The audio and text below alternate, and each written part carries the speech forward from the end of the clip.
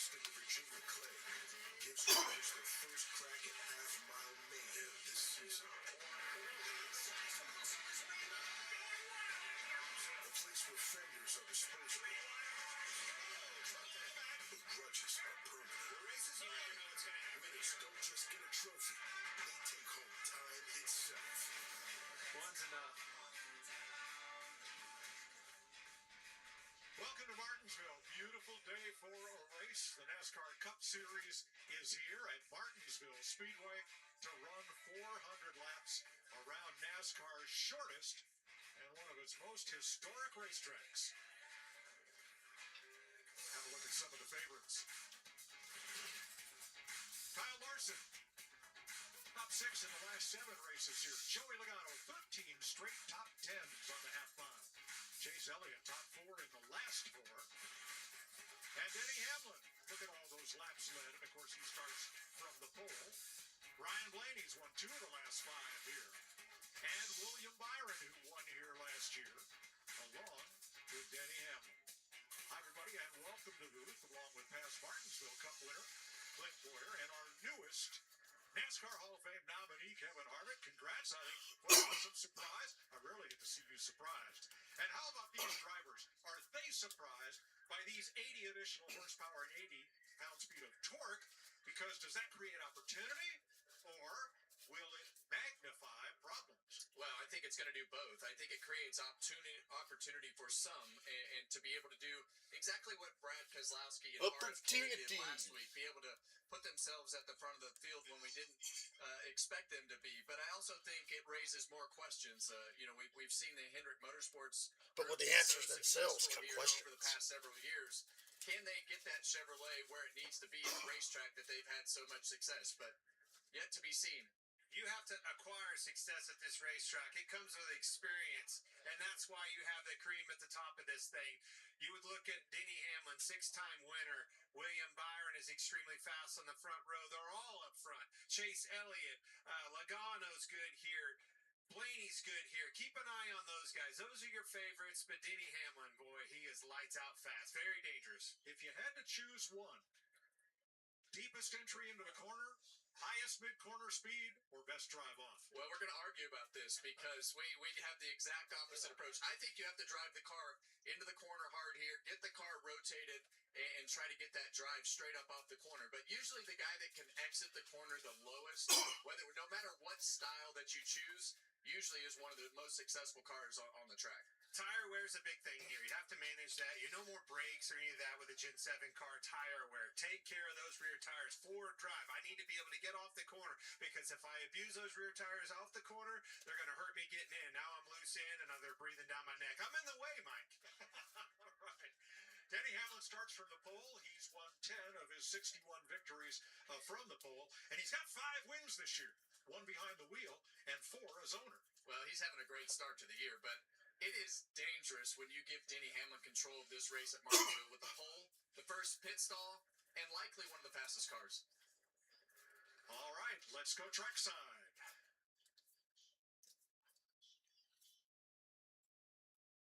Martinsville Speedway, here to give the command to fire engines. Please welcome current and 2-time NASCAR U-Series champion and professional cookout shake tester, Root Reeves. Brother, I want to be a professional cookout shake tester. Where do I get that gig?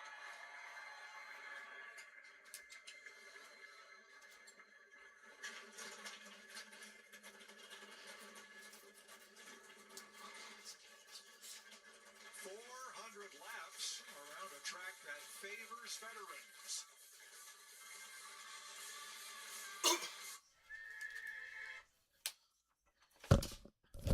So I'm looking at Denny Hamlin, William Byron, Ty Gibbs, Joey Logano, Chase Elliott, Christopher Bell, and Ryan Blaney.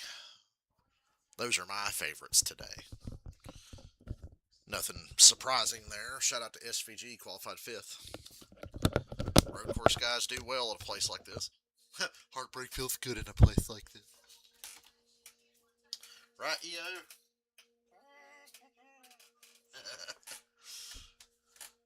We play rough here, EO, you know.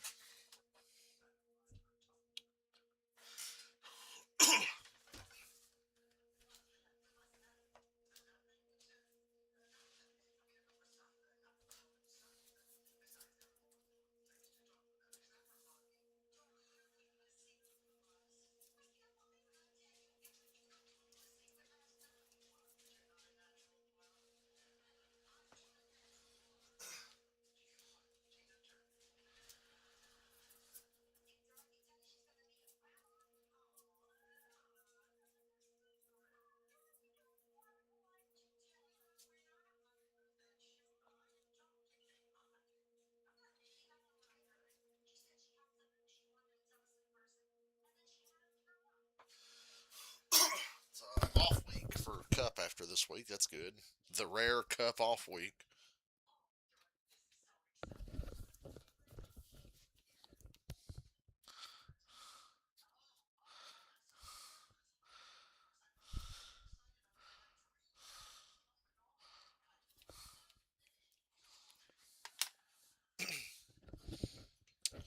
And another Sunday of talking to myself.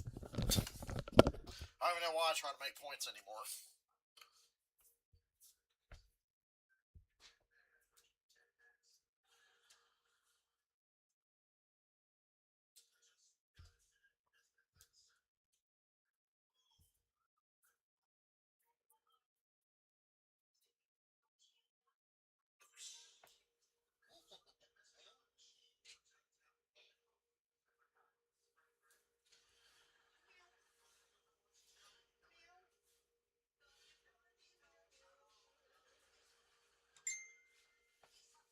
Oh, I have a message.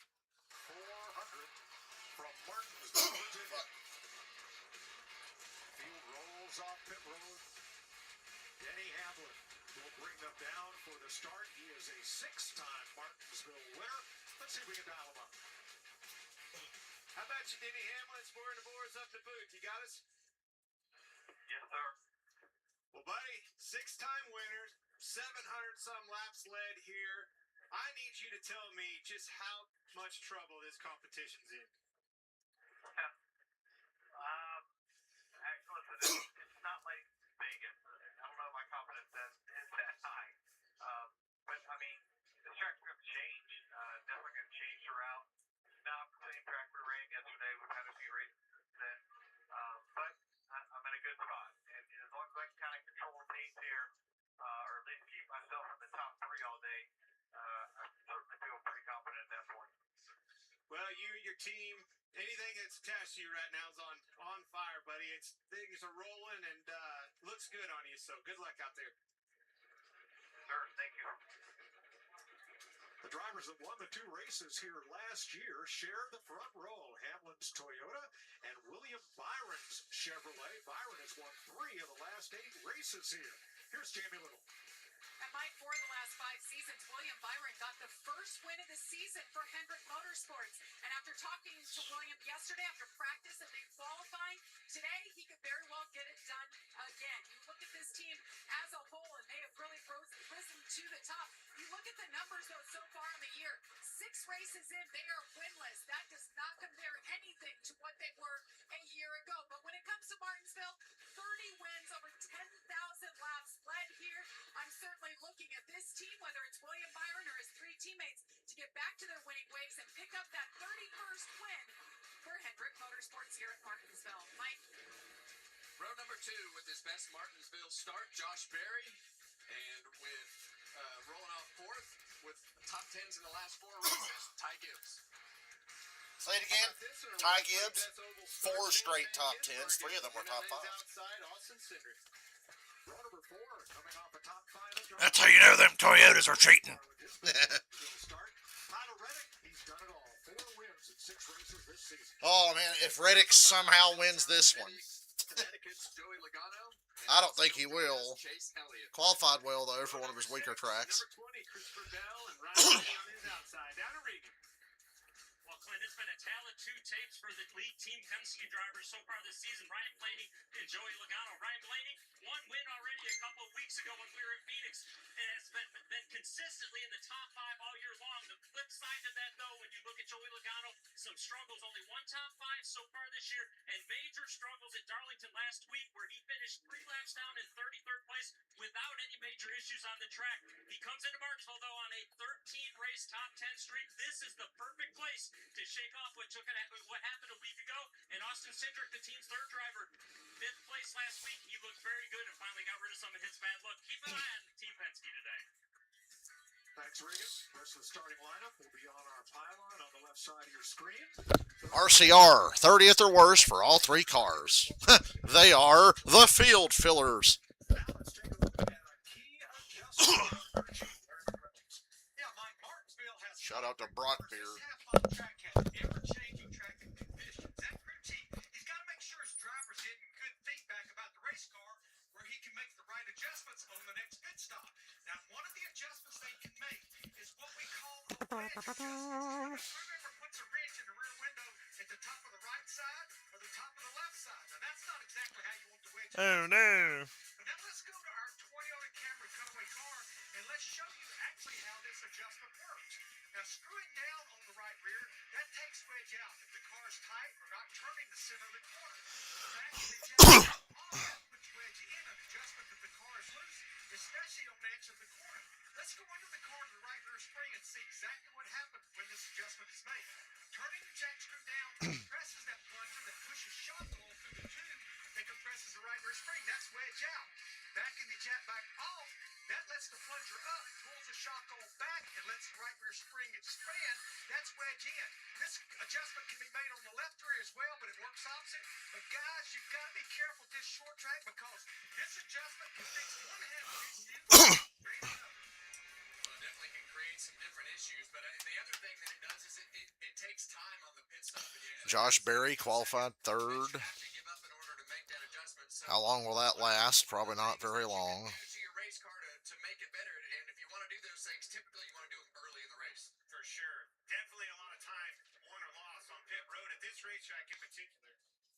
Beautiful day to go racing. The big question today, will it be enough of these concrete corners to take rubber? 64. It's only 64, 81 tomorrow. We get the 60s okay, but it's a nice sunny day. but it's sunny at 100 least. laps here, 80 laps in stage 1, 100 laps in stage 2, and then the final stage. There is some Shane Van Ginsberg in radio. SVG. You think Fox used AI to make the subtitles there for SVG? They like to use AI for their shitty commercials. Well,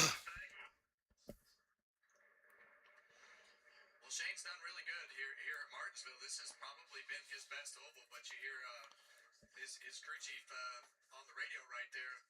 They seem pretty confident in That's a badass paint scheme. Zeus! One of the hardest battles is qualifying. Starting up front is a It is a badass paint scheme. Everybody knows that. It's hard to come by. Gives you a better pit stall. Two of the ugliest cars in the field are on the front row. Hamlin and Byron's car is just plain, and Hamlin's is the ugliest one he drives.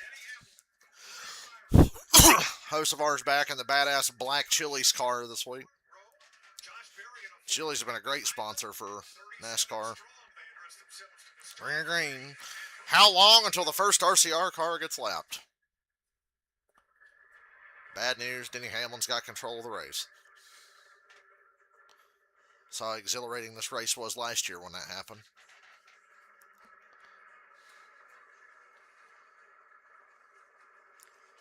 Excuse me. All good up at the front. Everybody in Cup always really behaves themselves early in these races. Denny Hamlin, you heard him talk about wanting to control the pace. The biggest thing Excuse me. I apologize. Cindric tried to throw a block. Ooh, SVG. I thought he was going to shove his way in there. Some stacking up in the back of the field. That's to be expected. That's when things don't work out and somebody shoves the other guy out of the way. Well, since we went to the Gen 7 car, in my opinion, you can hold on to that outside a little bit longer on these restarts than you used to. So you still have to get it sorted out, but you might be able to. You see them bottle up on the inside. 80 laps in stage 1. I think it's like 100 in stage 2, and then stage 3 is 220.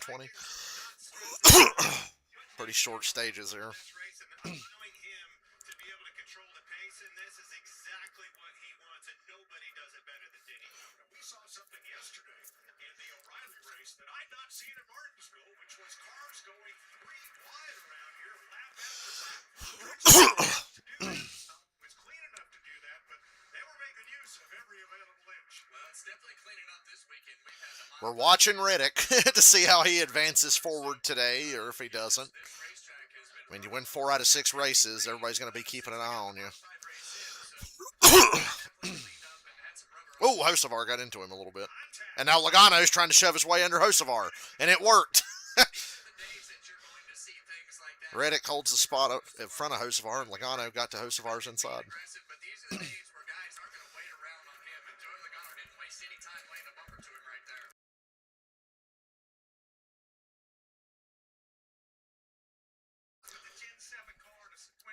After about 20 laps, I'll start looking at lap times for tire fall off. Times a lap. We're only 6 laps in. Denny Hamlin stopped shifting about 2 or 3 laps ago. He is keeping it in fourth gear compared to Josh. Denny's riding in fourth gear all the way around the track. That's old school for you. Old school Martinsville sensibilities there. That's our version of cruise control.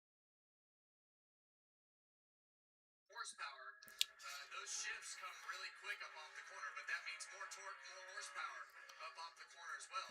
So if you can make good enough lap time, and Denny Hamlin's doing fine right now, and not spin those tires, you're just putting life back into those tires longer. Yeah, with more torque and horsepower, Ooh. the wheel spin. Did you see Bubba was really fast in practice. I think they had a very disappointing run in qualifying, but he was one of the best cars in practice.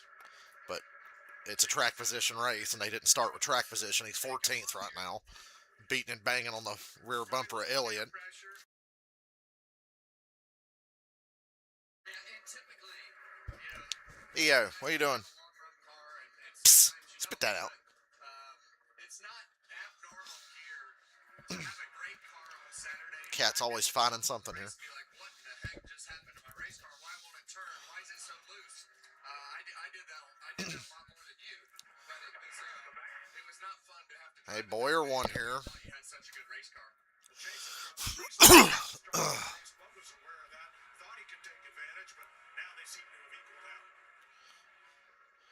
And yesterday we thought Chase Elliott had one of the best cars, and also this car. I thought Bubba and Chase had really good cars, and Logano's got a good car too. He just passed Tyler Reddick. Yesterday, 13 straight top 10. Joey didn't fire off too well, but Obviously, a racetrack that fast Penske cars, all 4 Penske related cars are in the top 10. going in the right direction. 3rd, 5th, 7th, and 10th. Times at Darlington last You got a flat track, a Penske car will go fast around it. wouldn't have ever imagined saying, but it can happen.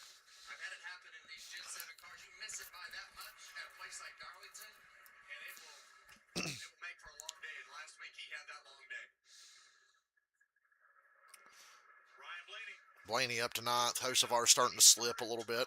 here he is in 9th place. Hocevar started 7th. He's 10th. One of those cars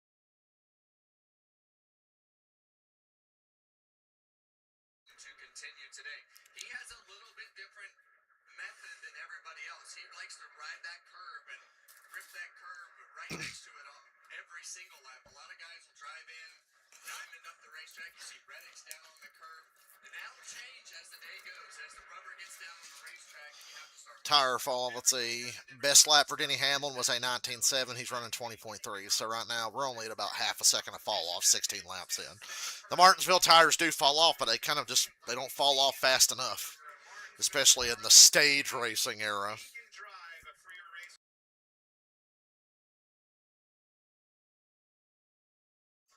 It does every week. No surprise. Oh, I see what you're saying. So it's his sponsor. Ha ha! Play on words. But see, Awkward silence. right on the curb, each and every lap, he wraps that curve very well, all the way around the corner. See how close he is to it? Everybody else kind of diamonds way up. That's a free race car. When I'm free around this place, that's where I'm married to. Looking at the inside. Reddick not doing so hot right now, losing another spot to Blaney. Numbers of cars pass. If anybody can pass, it's going to be Blaney. They were just talking about it. He likes to run a freer race car, and he can rotate in the center a little better than most guys. Service the 20. To be better if he's going to win races. I saw Blaney win at Martinsville in person a couple of years ago. He has the same trouble that he did at Vegas, and And the season he ended up winning the championship. Hate talking about those championships from that era. Even though I was happy to see Blaney win it.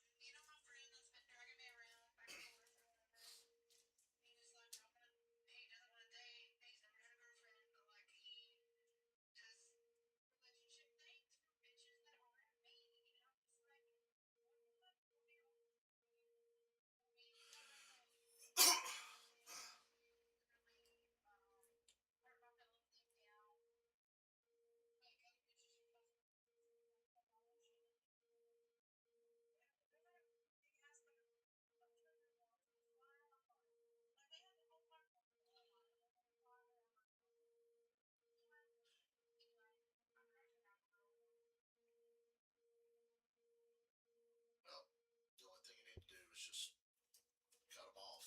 It's never going to get to take it from me. It's never going to get to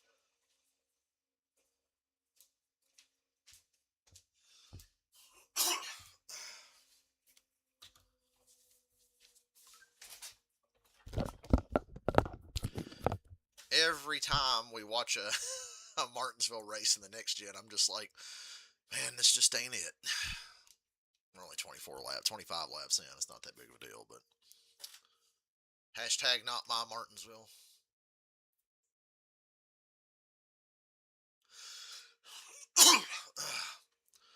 Another confusing weekend for the 19 car. Qualified 27th, running 25th, while all his teammates are pretty fast. Anytime you qualify 25th and one of your teammates wins the pole, you're asking questions. Boy, Bubba's really struggling right now. He got passed by Priest, and here comes Busher. Bubba just can't turn into the corner worth a damn. God damn, Bubba, you got to let him get clear before you turn back down. So, not a good race for Bubba so far. Early indications say it's not going to be 2311's day, but us people with common sense kind of expected that. This has not been a good track for them. Except for Bubba at times. And he's been inconsistent here. Shout out to the 2010 NASCAR Nationwide Series fans here. You got Brad Keselowski and Justin Allgaier racing for position. Sorry.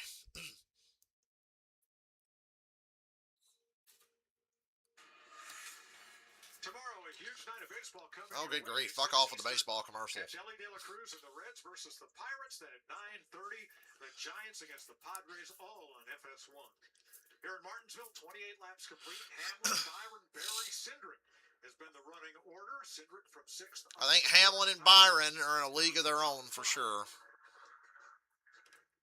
I think Blaney's got a little something for him, though. Other than that, everybody else seems pretty unremarkable so far. 50 to go in stage 1. Right, what we've talked about the last couple weeks, Vegas specifically, is let's make no mistakes, right? We got a good car today. Denny's great here. Let's make sure that we get him off pit road cleanly. We don't have a major problem, right? Consistency, that's what's going to win us the race today. Let's go get another Martinsville clock, right?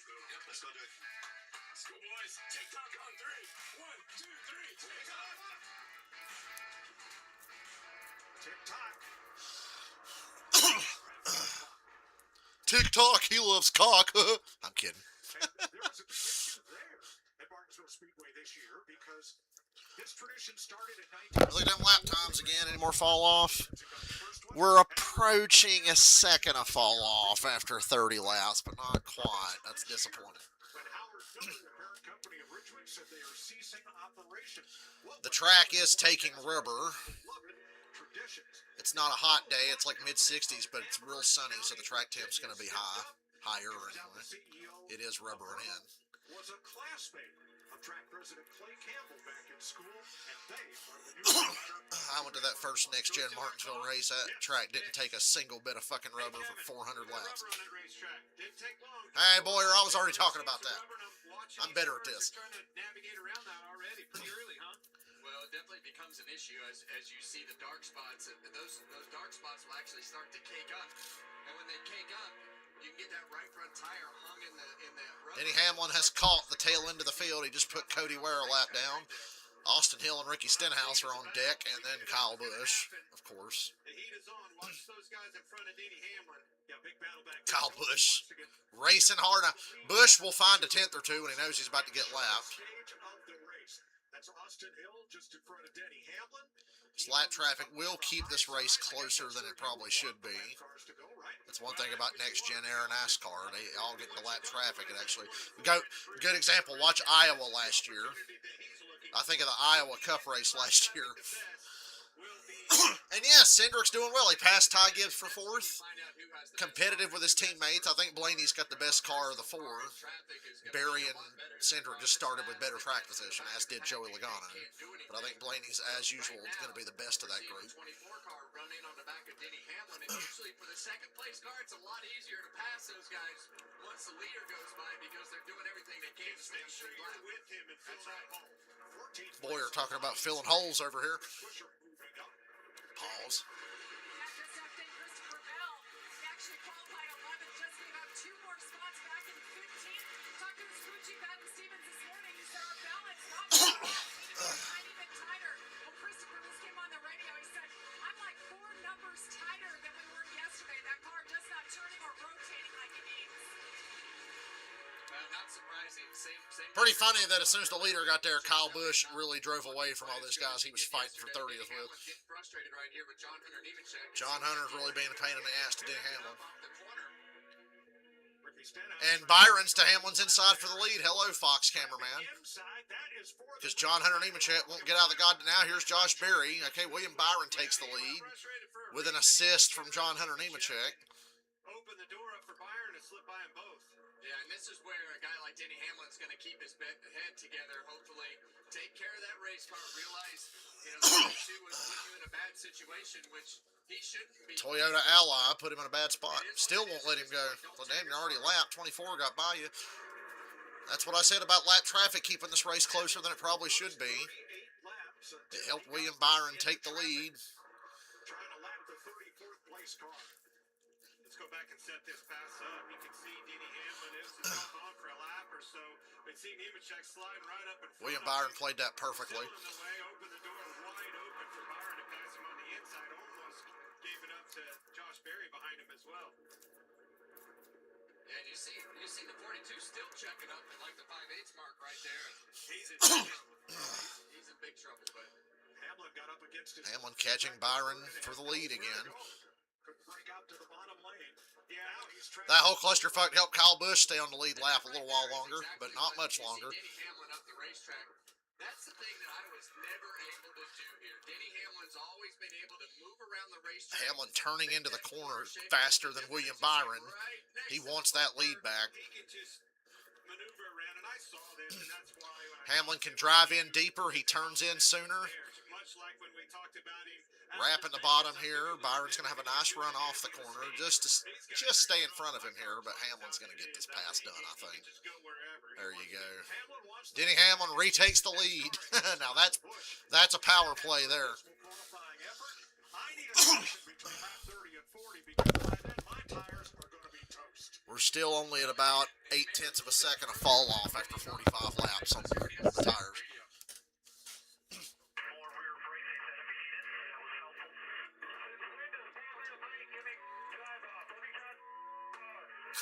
Kyle Busch got snappy. Rear drive was the thing you needed. More rear brake was helpful. And Kyle said, when the fuck does more rear brake help a drive off? Let me drive the fucking car. Kyle Busch, last car in the lead lap here. Yeah, it's I think that the 8 car is definitely in a tough situation. Kyle's frustrated. The cars aren't running good, and Boy, Kevin Harvick's like, I'm so glad I left RCR back when when I had the chance. Harvick's last year at RCR was 2013. Pretty early in the year to have that frustrating conversation already. I remember being like, damn, I hate Harvick's leaving RCR, and then it ended up being the best thing that ever happened to him. Their best car is 27th right now. Harvick had a really great career for RCR, but that Stewart Haas run made him a first ballot Hall of Famer for sure. He's able to put a little distance between himself and William. Ty Dillon last car in the lead lap. Them Ty Dillon was running better than Kyle Busch. Constant here at Martinsville. So are drivers with overheated tempers. That's just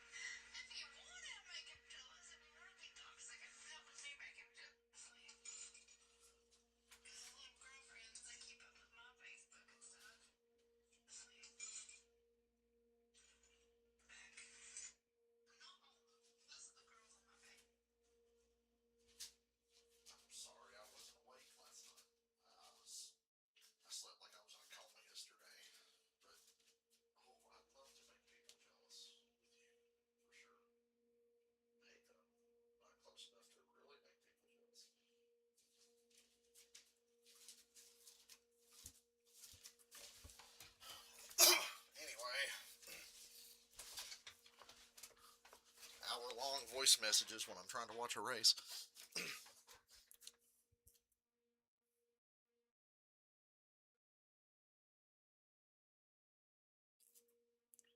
Missing all this great lap traffic action here. Priest has a good car. He's passed a lot of cars today. The Stenhouse versus Nemechek battle is pretty funny. Working lap 57 of 400 in Martinsville. Denny Hamlin. That was really cool how Hamlin lost the lead, was able to just take it right the fuck back. Caught Hamlin and passed him in traffic. Hamlin returned the favor. A couple more cars ahead as he works to the inside of Todd Gilliland, who under penalty lost his pit selection for that car not going through inspection the first or second time. Todd Gilliland now first car 1 lap down. Now let's take a look at Jason Bosivar season. Here's today's driver profile, sponsored by Chili's, currently running in 10th place. That black fire suit might be cooler than the black race car he's driving. They're talking about Bosivar. Best for him at this stage of the season. Biggest mover in this race is Ryan Preece. He's up 6 spots from 17th where he's The biggest mover is 6 spots. I was just talking about how good Ryan Preece looks. I said he's passed a lot of cars, especially for Martinsville standards, next gen Martinsville standards. We're 60 laps in.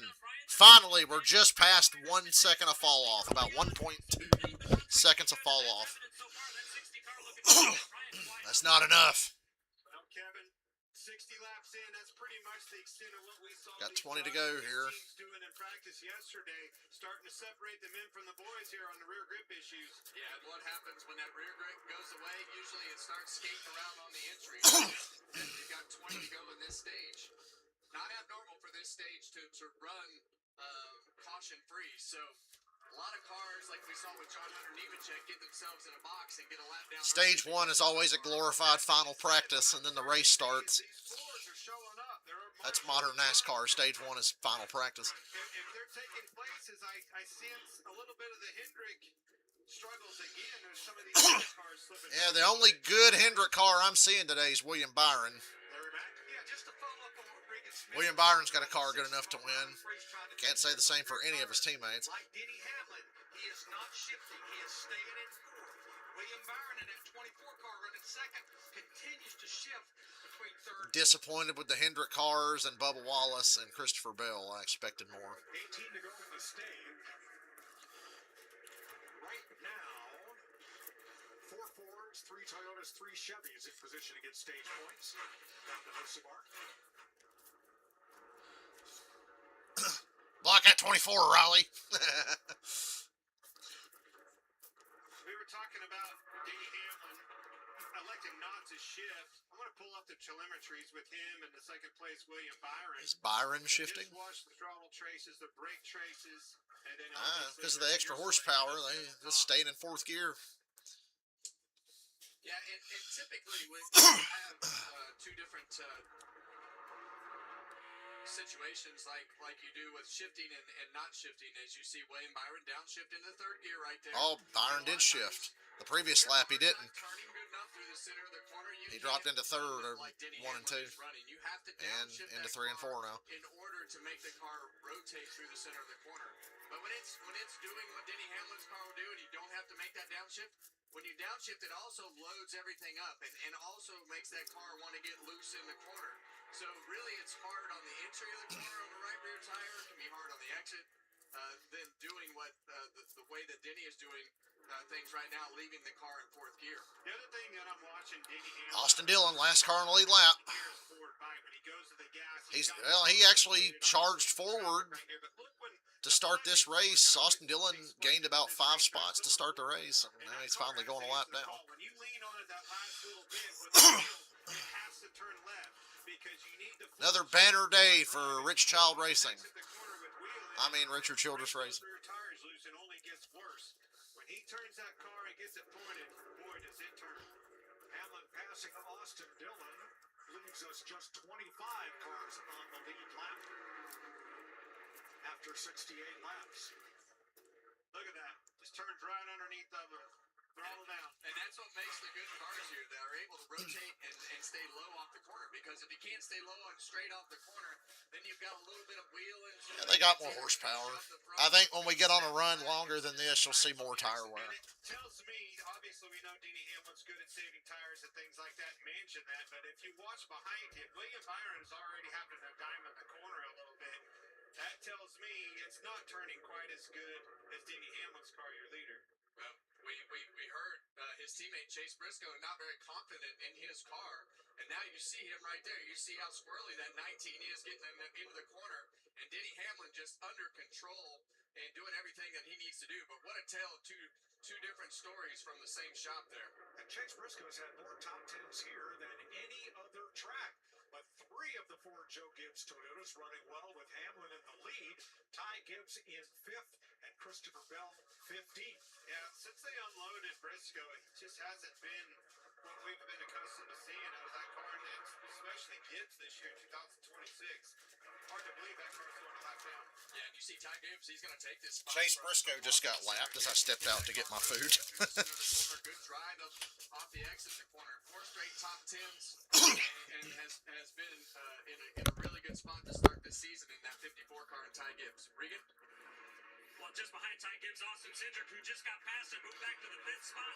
Gibbs and Cindric trade their spots again. Shook the bad luck. He spawned About the 3rd time today. Finish at Darlington this week. The car has been very good again. This is what momentum can do for a team. He's doing exactly what they wanted to do: score stage points and be consistent all day long. Right now, the car's really better than it did yesterday in practice. 6 to go in the stage. Carson Hocevar holding on to that 10th and final point-paying position in stage 1, the shortest stage of this race. A lot of these cars starting to slip around a lot. Yeah, Hurting for rear grip. Once that right rear tire dies, Clint, it just becomes you have no choice but to slow down. It will not turn in the corner. It will not turn Well, in the corner. You can't thanks to the brilliance of stage cautions, we don't get to see these guys run the tires longer. You just have to go whatever speed it'll go, and it's So they very properly slow fall in off. that scenario when the right rear tire shuts off. Hocevar trying for 9th there on Tyler Reddick. 4 to go in the stage.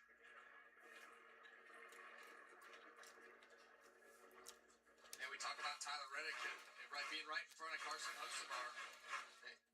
Look, the short track piece of it has to get better for this 45. I think when you look right now running P9, I feel like Tyler Reddick and I had the same experience here at Martinsville, and running P9 actually be a pretty good day for that 45 car. I'm going to give the second. Ryan Priest up 7 spots now with the Priest machine. He is rolling both RFK cars. His teammate Brad. Caution with 3 to go. Caution, guys. What happened? Caution with 3 to go in the stage. Something with Cody Ware? And nobody is around, so we'll await word from NASCAR as to the cause. But this will put an end to stage 1. Oh. I think it was. Oh, what? For back fuck's there, sake, racing Fox. hard. You see the leader, Denny Hamlin. Now watch this chain reaction. See Nemechek bringing the 42. Sevy gets into him. 42 gets into the 51. Around he goes. Okay, yeah, Cody Ware got spun in turn 4. That's what happens when that leader is in the mirror, and if you start to get yourself in a situation where you're close to the end of the stage, see Denny take a quick action right there, and all those guys in front of him stack up, and Denny got hit with one of them spits out the other side. NASCAR 25 cautions, where a lap car just spins out a few cars in front of you. Denny Hamlin's still sponsored by Progressive, but they're not like a primary sponsor. I think you'll see the Progressive car a few times this year, if I remember reading correctly. I feel like you can overcome a lap down pretty easy. You go 2 and 3 laps down against this competition today's day and age, you're in big time trouble. It's over. That was Nemechek almost went 2 laps down.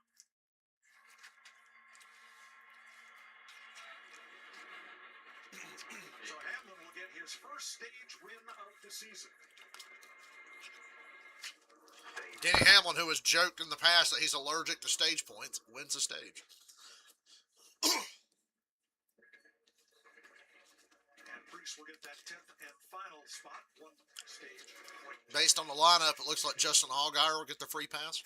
Denny Hamlin 74 of 80 laps in stage 1.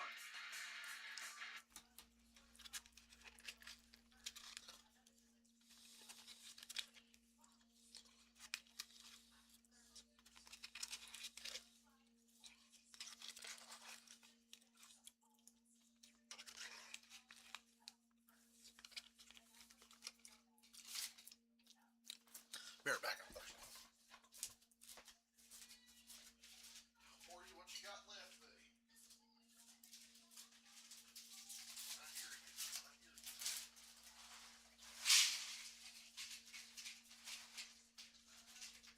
Yeah, that was the last of it.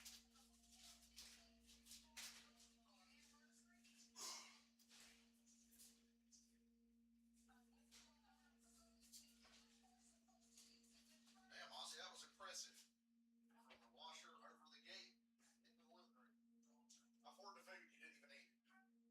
Because Dio hopped up there and trust. Get you something to eat, Dio, before they eat it all.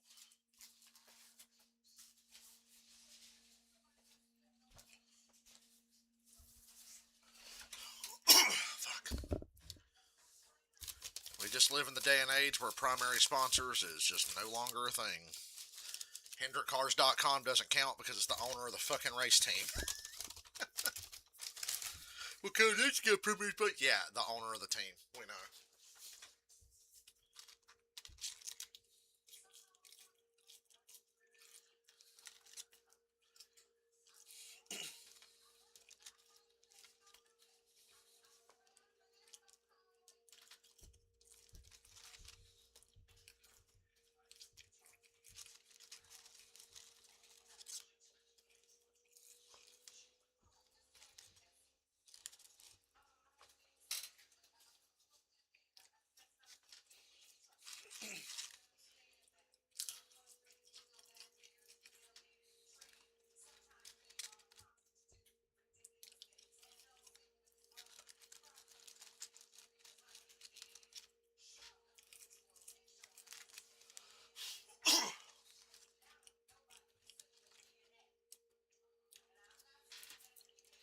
The truth. We could take Shut up.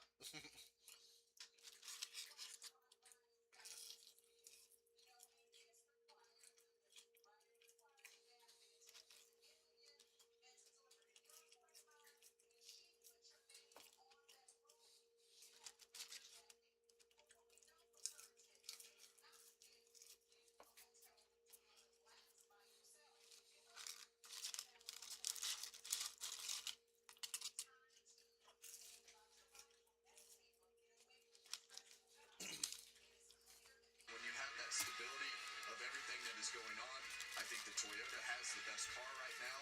And Tyler Reddick has stepped up from a maturity standpoint, just in his leadership of the team, really exposing who he is as a driver and the capability that he has. You know as well as anybody, when you get confidence in this sport as a driver and a team, that can overcome a lot of things, just like it did this weekend for 45. That's from the all-news Fox Sports digital show Speed with Harvick and Buxton, fueled by Poland. Thank you, Cody Ware, for giving us an extended stage end caution. Apple, wherever you get your podcasts. Jamie? Chris Buescher's had a great couple of weeks on track, and his pit crew, they're getting the job done too. They're third overall, but what stands out to me about this bunch right here, 0 mistakes on the season. Jacob Brawl, front changer, and I enjoy doing fast pit stops. Travis Etis, rear tire changer, and I'm from Wausau, Wisconsin. Jaquan Bailey, Carrier, Iowa State, AP All-American. Nicholas Patterson, Jackman, owner of Bald Eagle Tree Solutions. Bailey Walker, fueler. This is my 19th season. He big boy. He thick. Pit crew rankings coming up here as we enter Martinsville. Top by Christopher Bell. Best pit crews, the 20, the 9, the 17, the 11, the 5, the 22, the 60, the 7, the 24, and the 2. How is Blaney's pit crew so bad when all his teammates have top 10 pit crews? I talked about the rubber getting built up on that racetrack. Check this out, guys. Look at that, Kevin. Wow. That is a lot of rubber buildup. Look at the rubber buildup inside the fender of Denny Hamlin.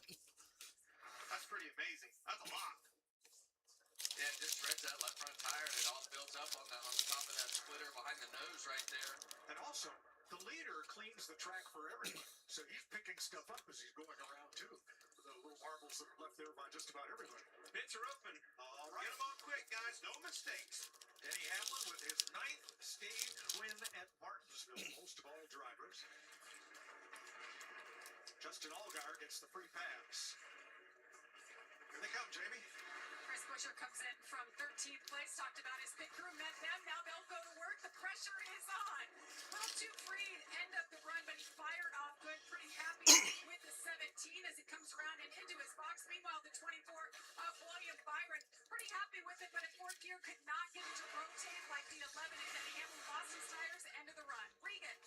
Josh Berry in the 21 car started a little bit free. When he stopped shifting, the car got too tight, lost the rears at the end, and the 11 of your leader, Denny Hamlin, didn't need too much. He was just a little bit too loose into the corners the last 15 laps.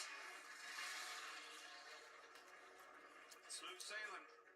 That winding pit road with about 10 or 12 teams pitting around the curve of turns 1 and 2. Here's a look at the race-off pit road. There was no race off pit road. It's rigged for Toyota. From the pole. Throwback.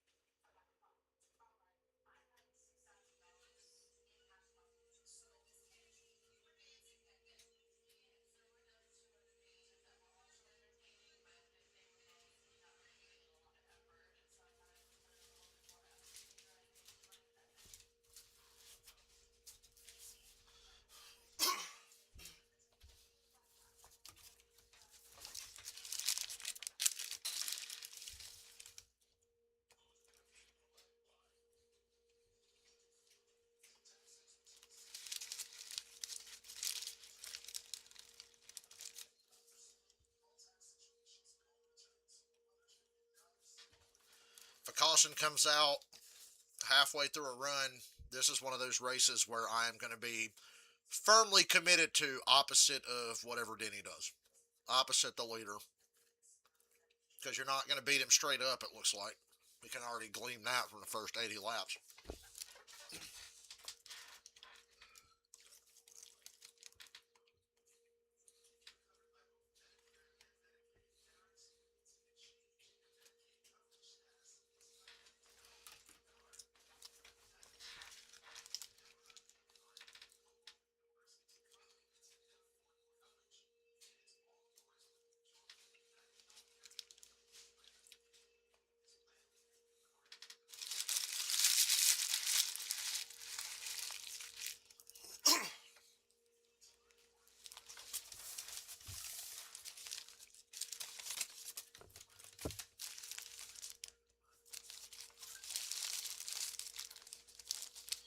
For a race break from Martinsville, and Denny Hamlin, who of course has won this race 6 times, wins the first stage.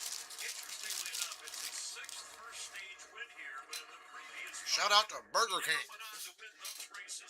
Oh my God, it's Jimmy Johnson. He could check off. With Jamie McMurray on Chris Martinsville grandfather clock. I hate to see him coming. and a guy who's won here 9 times in his career, of course, the 7-time champ for Mike Racing Motors.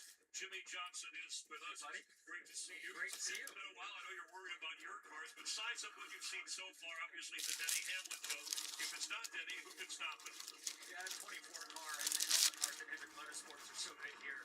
It's just interesting to me how much the racing has changed here. Before you could find your way by people, and in today's world and how close the cars Yeah, are, now it's you so can't tough. fucking pass at You Martinsville. mentioned it a little bit different now. You were one of the best during our generation. What do you tell your two drivers coming here for advice? You know, it's changed so much in the way you try to drive these cars with shifting, tire management. I don't really think anything I knew from the days when I was here really applies. So just trying to keep their head in the game as we're trying to build our company, keep them calm. I think this point system really benefits our drivers to make the playoffs, so we got to worry about every point of the race. Yeah, and ahead of the game, you always kind of kept your emotions in check, or at least we didn't see them here. It seems like we're not seeing as much of that lately, even in these Grand Tours or some of the short tracks. Why is that? Well, the day is young. Who knows what's going to happen here as time goes on.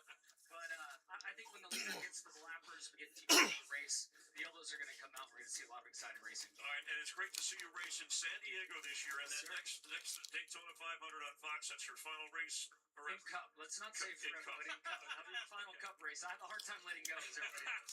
Fair enough. We're all about the Cup racing. All right, let's go back to Mike and the guys. Thanks, Chris. Trouble on pit stops. Ryan Preece, slow stop, 13 seconds, drop from 10th to 15th.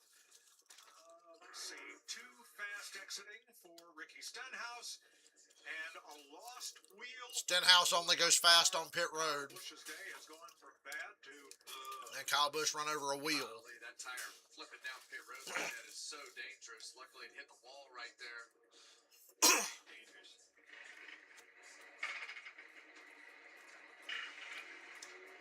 Well, that's why we have those rules, too. bounced off the wall, rolled back out, punted. That's why it's so It's only funny because it didn't hit somebody in the fucking head. accountable with rules and things like that, and those tires getting away. Yeah, and he never even tried to check up. I mean, he had to see it. He just said, "My name's not going." Kyle Busch said, "Fuck this." Knock it out of the way. Is what it is. So our restart lineup looks much like the starting lineup for the race. Hamlin, Byron, Gibbs, Cindric, Berry, Logano, and Gibbs, Reddick, Blaney, Elliott, your top 10. Josh Berry slipped back to fifth. We still got Hamlin and Byron on the front row. 85 laps to go. 180.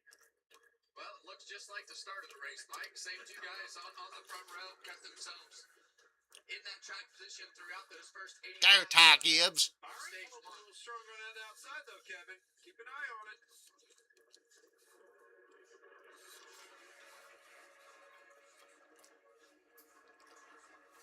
Yeah, and in that situation right there, sometimes it's better to not fight because now it's opened the door for the 54 car of Ty Gibbs to get up there and try to take that second spot away from William Byron. You don't think that kid's hungry, do you?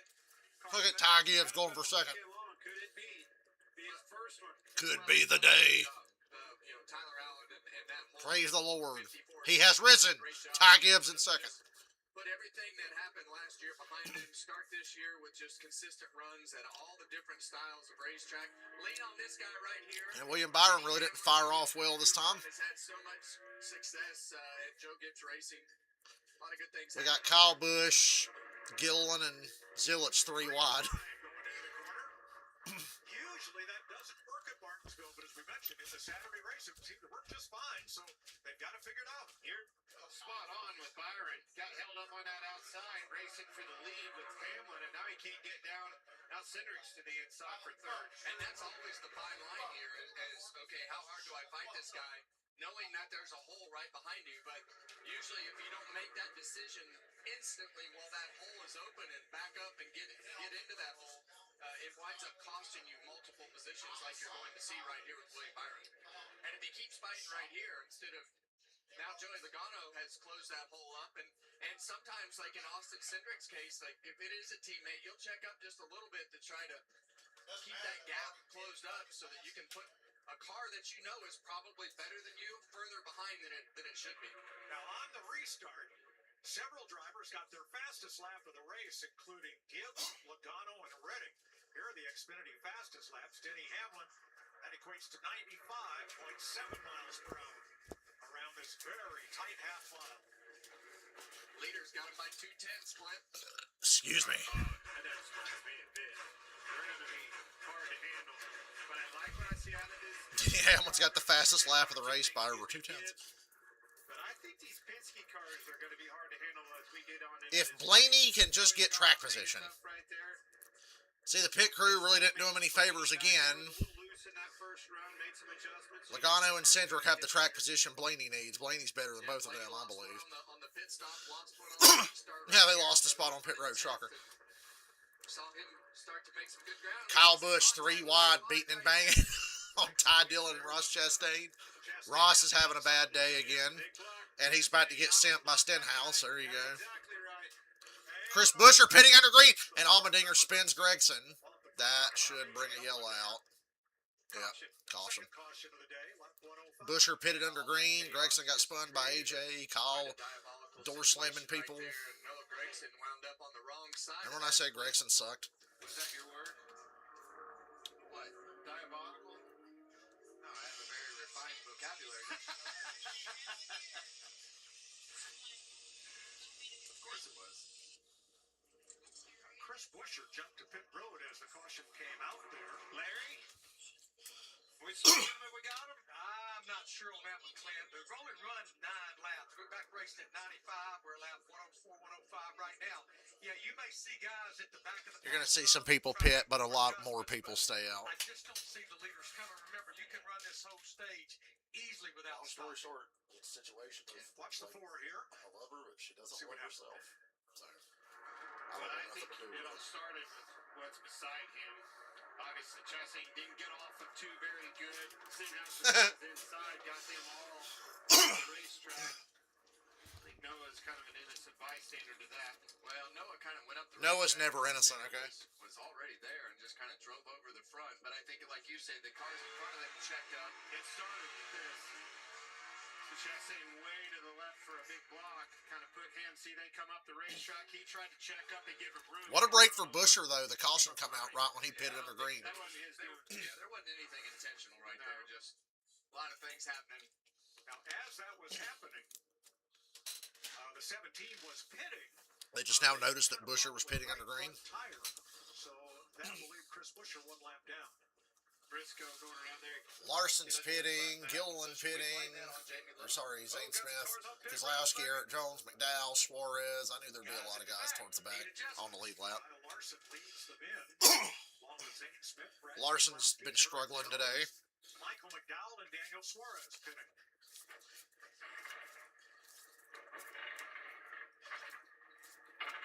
$600 start for Brad carrying the GoldSubmarines.com camera today. Rick Petty won in his 600 start, so why not Brad? Why not? And you know, the real key for this 6 team is just qualifying, right? Like they have the race pace and everything that they need. Didn't qualify good this week. Now you see this strategy. Just try to put yourself in a position where you can do something a little bit different than everybody else. Opposite the leader. Keselowski is the 36th driver in NASCAR history to reach 10 miles. Nice slow-mo shot of a chick putting a hot dog in her mouth, Fox. At least she's above age, you know. She's of age, unlike the usual Fox shenanigans of, let's focus on the little kids all day.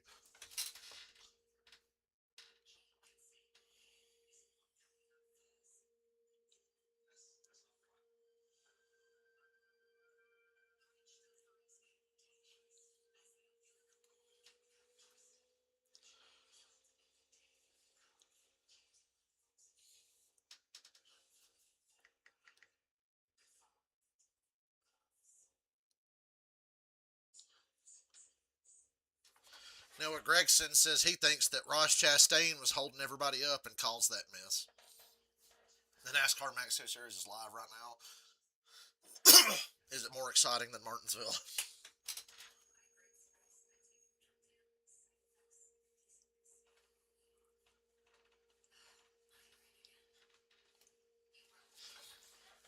Hocevar made a smart-ass remark on the radio about stage cautions taken for fucking ever.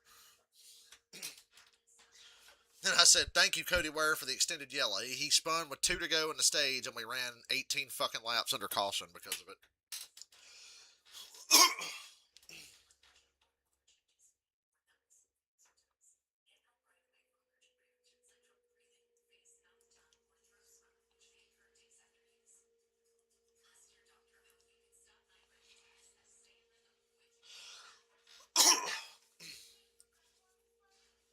The obvious fix is to say, fuck stage cautions altogether because they're stupid and they shouldn't have never existed to begin with.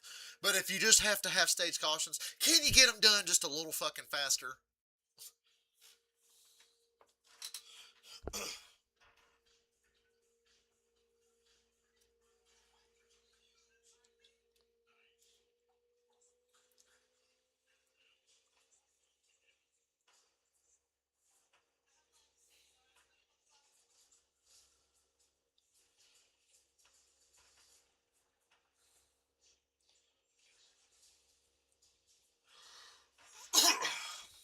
Had a dramatic last lap pass at Talladega today in my NASCAR 25 career mode. I passed Josh Bilicki on the white flag at Talladega.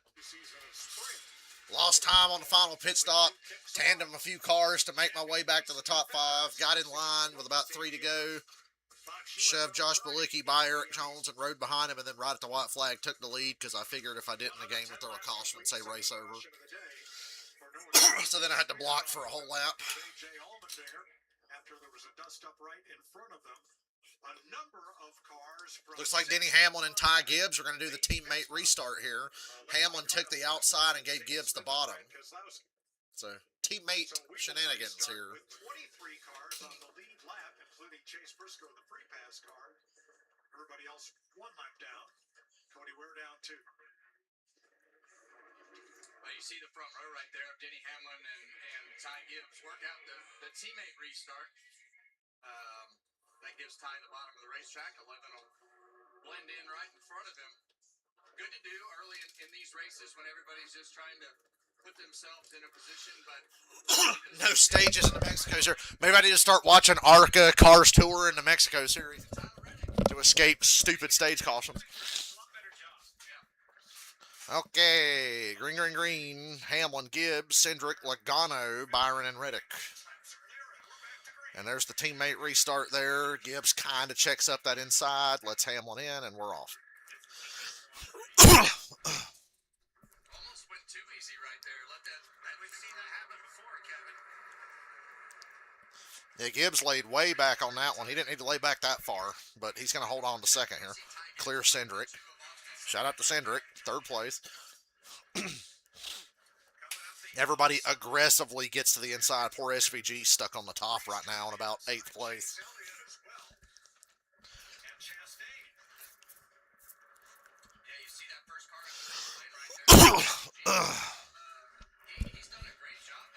SVG qualified 5th, has run about 5th to 7th the entire race. He's in a bad spot right here on the outside. Chris Buescher did go 1 lap down when he pitted under green right before the caution came out for Noah's getting spun out.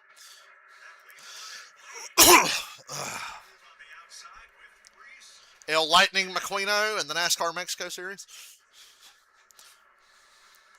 Dylan's watching 2 races at once. Hey Dylan, want to go to Rockingham next Saturday?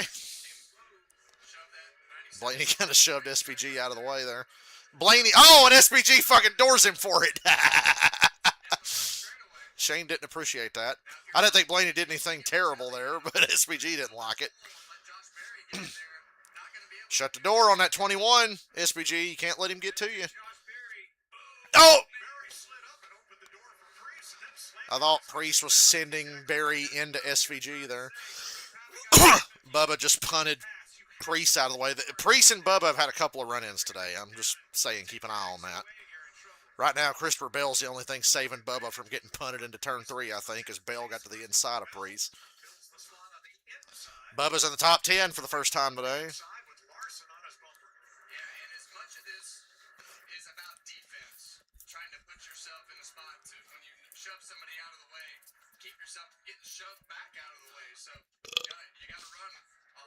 Burger King was good. I'm sorry for burping.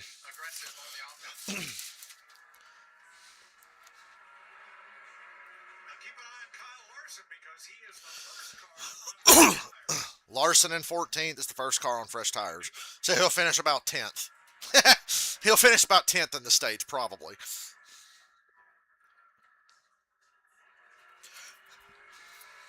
can see right to the bumper of the 80 car in front of him. Juice there. Look at the inside of his teammate. Larson just passed Elliott for 13th. This thing runs all the way to the end of this stage. 60 to go in the stage. That's a long haul on one set of tires. I know they didn't run many laps and ran a bunch of tires, and be able to have that initial cycle on the tires with the air pressure building up is usually better than refiring on a set of years back. I agree with that, but I like the decision by Cliff Daniels there. My car wasn't quite good enough, so it gives you a chance to make another adjustment and not, at the sacrifice of some good track position. We're kind of right there on the backside of that anyway. Let's put tires on, see what we can do the rest of the week. If another caution comes out in the stage, does Larson just stay out? That's another thing to think about with those guys that pitted under the previous yellow. Because you can run this whole stage on a tank of gas, but if another caution comes out, will other guys pit? Will these dudes stay out? We don't know.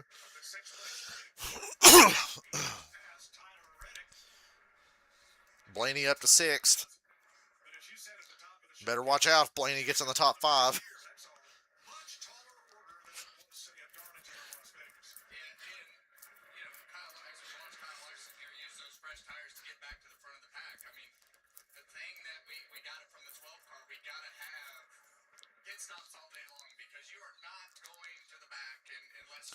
Hey, whenever I see Ty Gibbs and Joey Logano running next to each other at Martinsville, I think about that time I was sitting over in turn 3 and Dylan went to get a hot dog, and then Logano punted Ty Gibbs basically into my lap into turn 3 at Martinsville. This is the raciest I've seen Logano look this season. Logano was basically dead last when we were at Darlington a week ago. Penske's good on flat tracks, though. Flat tracks, Martinsville, fucking Gateway, New Hampshire, Wilkes-Barre's flat-ish. They're good there. Bang your head. Metal head to drive you mad.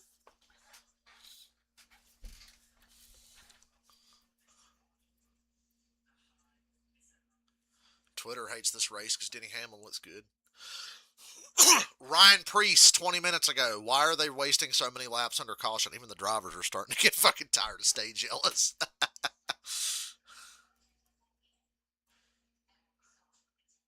This guy said, that is the best description I've ever heard. Stages are a tumor on the sport of NASCAR. Got to cut them out ASAP. And I'm just like, I agree. Several drivers, Hocevar, Preece, and others were bitching about the stage caution. NASCAR's like, well, fuck, this whole race is going to go green. We got plenty of time to, we can waste laps.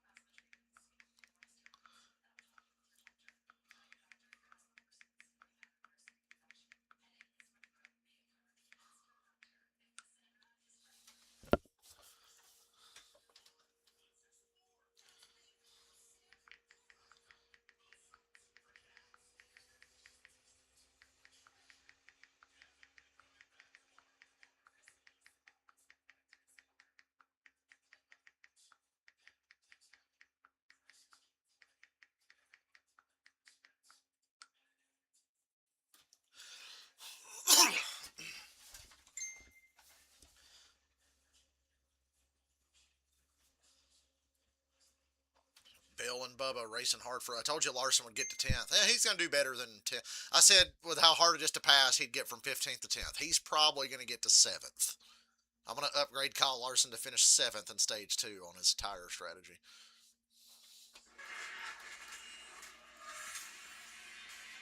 Welcome back to the Cookout 400 at Martinsville Speedway. Denny Hamlin leading 127 of the 134 laps so far. Ty Gibbs in second, Joey Logano, Austin Cindric, Ryan Blaney. First Chevy is William Byron in sixth. Aerial coverage brought to you by Goodyear. Tried, tested, proven, legendary. That water tower looks like Larry's belt when he's down there covering the pits. All of his radios on. Denny Hamlin I am compelled by this race. I don't think it's a total snoozer. on cruise control. It's just Hamlin's got the car to beat. Last lap, Ryan Blaney, who has It's going to take some crazy circumstances to beat him, but a lot can happen. We're not even halfway through the race. was pitting when the caution came out at lap 105. What was the issue, Jamie? Yeah, there was an issue. He's a lap down now, showed 31st. So after that initial stop, they got those fresh tires on. He felt something wrong with the right front. They discovered that a bolt had gotten in between the brake caliper and the wheel, and you see the damage it did inside this wheel. He had a vibration. They had to fit again and yet again. So they've come down 4 times, and that's why he's back in the pack, guys, a lap down. One of 5 drivers with a lead lap finish in every race this year, and 3 of those 5 drivers are Buescher and his teammates. 3 of the 5 drivers that have finished lead lap in every race this year are Buescher, Keselowski, and Priest. That will be challenged today. The pit crew and the hauler. Buescher's a lap down in what looks like a race that's going to be green for most of it. Just unfortunate timing, but you just never can push out hard, bud. Bubba Wallace starting to fade again here. He does not have a good long run car. This 9 car right here is still pretty good. I know that. I'm really surprised how fast he looked in practice. To start this race, and we had really high expectations when we started the race because Chase Elliott was so good in practice yesterday. And it Bubba and Chase were the 2 guys in practice that just looked like shit during the race. Right now, but he's got some traffic to work through. Now getting back just ahead of where he restarted, passing Bubba Wallace. We've got Bubba's radio. Try to wrap the curve more, try to keep the right side down the rubber best you can. Telling Bubba how to drive the damn car, and he's saying, I'm too tight to turn and wrap the curb. Frustrating than being told what to do. I knew Harvick would have something to say about that. Don't tell me how to drive the fucking car, dude. You don't know how it's handling. I know how to go fast here. Look at the data, and they tell you what they see. That's right. They didn't look at his hands in that wheel in the car though. Cranked all the way left. Exactly. You can just see how tight that thing is on it. He's got that NASCAR 25 default Martinsville setup going on. He has to lift super fucking. He basically lifts right past start finish line, and then the damn car won't turn in. My son all the time. I said, Get passed by Ryan Priest the thing now. that you better realize about today's racing world is you have to be able to be critiqued constantly and not get frustrated from it because they're trying to help you. But as a driver, you're frustrated in there and you just don't want to hear it sometimes. Or you could just spend a day on social media. Yeah. Where everybody's a critic. Hey, Keelan won yesterday, huh? He did, yeah. They raced the car. Keelan Harvick won a race yesterday. Had a good night last night. Kept me up too late. Boy, look at Denny Hamlin lead this race. Woohoo! Denny Hamlin's now led 138 laps, putting on a clinic here in Martinsville. Regan? Denny has not been challenged yet today, aside from when Nemechek cost him the lead for 5 laps. Chris Gale and the 54 crew chief for Ty Gibbs and Tyler Allen. Different strategies in practice yesterday. Denny Hamlin went out and tried to conserve tire to see what he could do at the end of the run. The 54 car went out and tried to go as hard as he could, as early as he could, so that he would understand how much it would fall off. Obviously working out for both these cars right now, as you see Ty Gibbs running in second place. Loves the adjustments they made after the first stop and really getting to learn from his teammate Denny Hamlin in front of him right now. 1.7 seconds off the lead. Hamlin has caught the tail end of the field again. Yeah, I've been watching Kyle Larson in that 5 car, and we're about 35 laps into this run since he changed those tires. When he's not dealing with traffic, what those fresh tires allow him to do, the only advantage I see, which is huge, he's able to pick the throttle up both ends and stay in it a lot more even than leader Denny Hamlin. Again, those little bit fresher tires. He and Todd Gilliland, the biggest movers since the restart.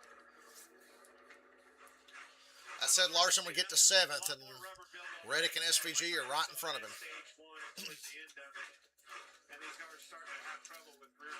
obviously those tires on the 5 that Larry just told us about. He's moving up through the field, making some big gains. Blaney, I've got my eye on him.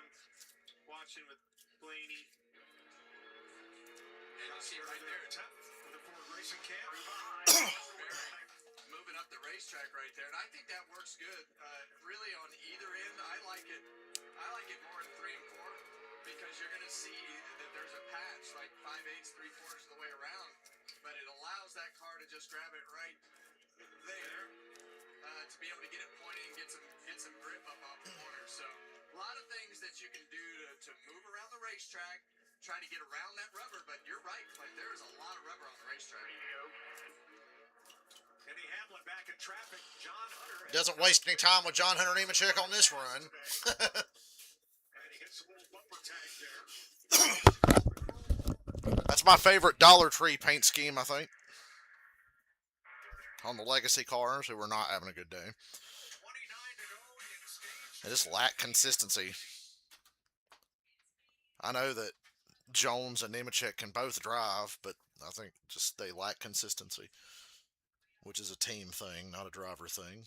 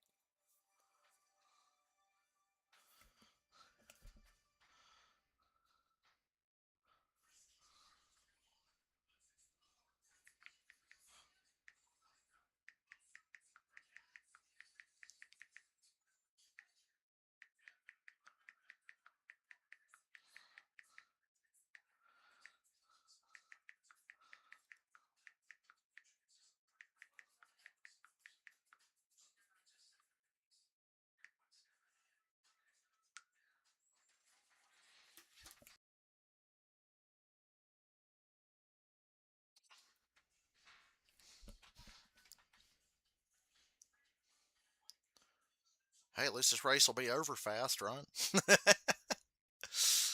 Kyle Busch is actually the first car a lap down. Kyle has gotten better every run. They went from 34th to 30th, and now he's 24th.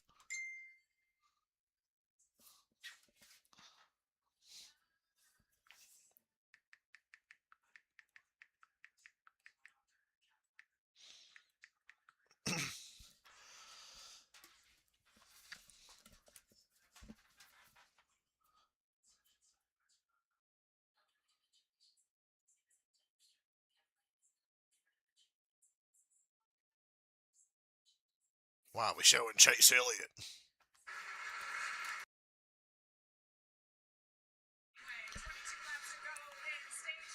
We're getting late in stage 2.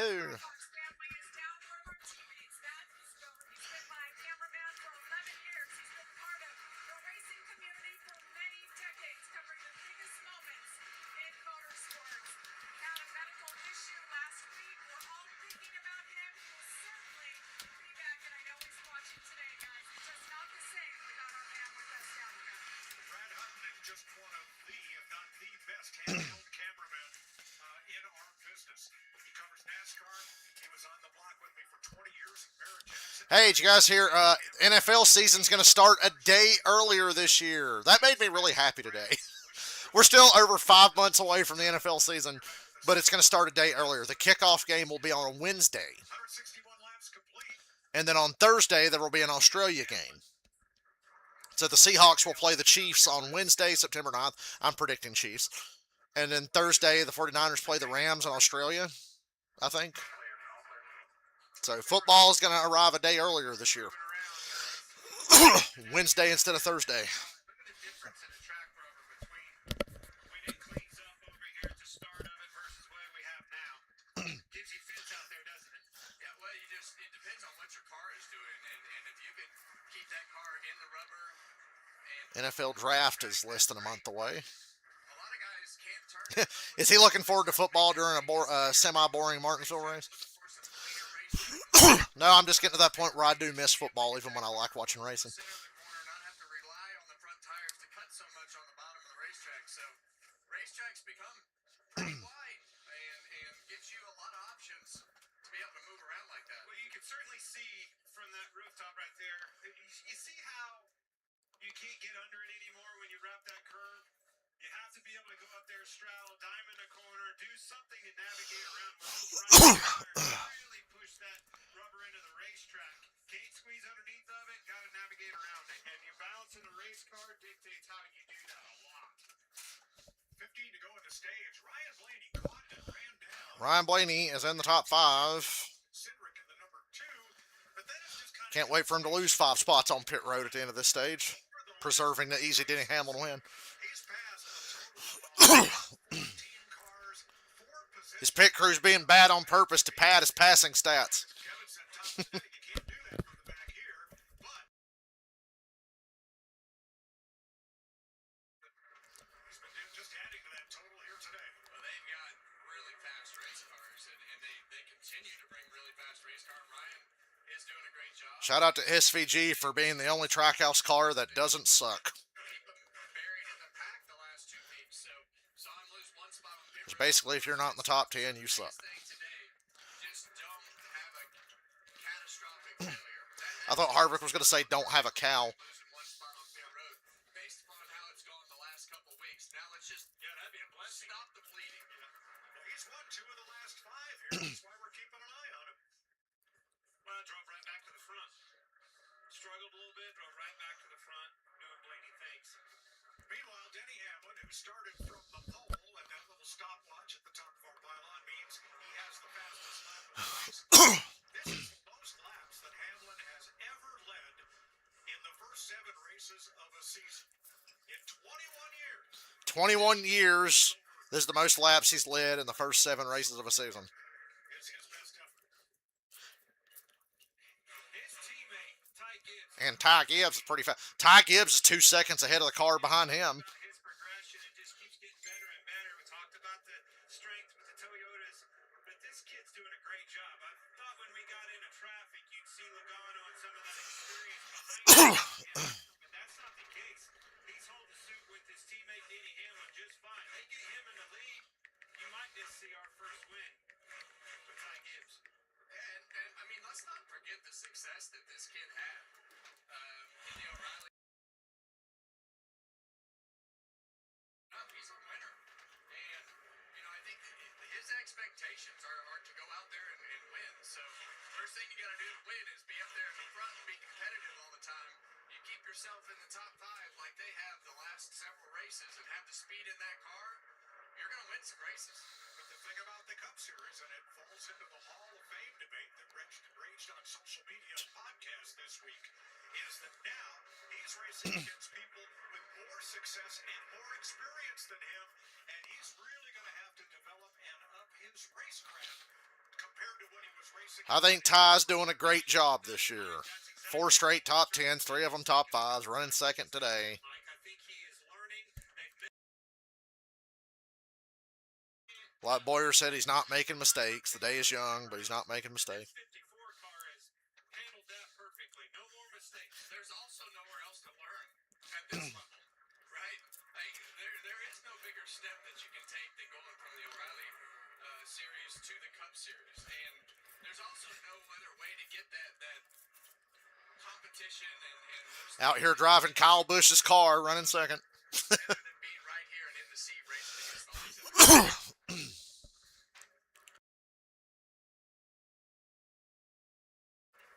Overseeing this team Big wreck at Sonoma. in first and second, 12th Christopher Bell, and Gibbs is having to saw the wheel on corner exit, though, unlike Hamlin. laps to go on the stage.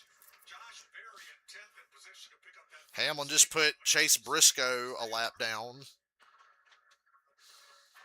Second time today Briscoe got lapped.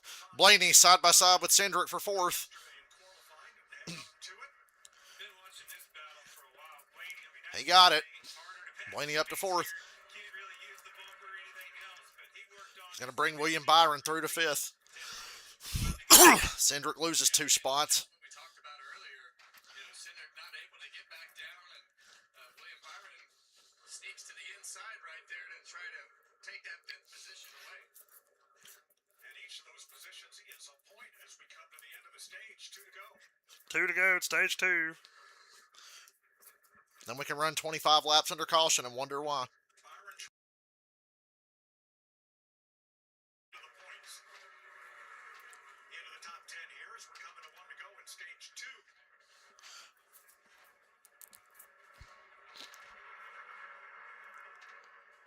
Final lap in this stage.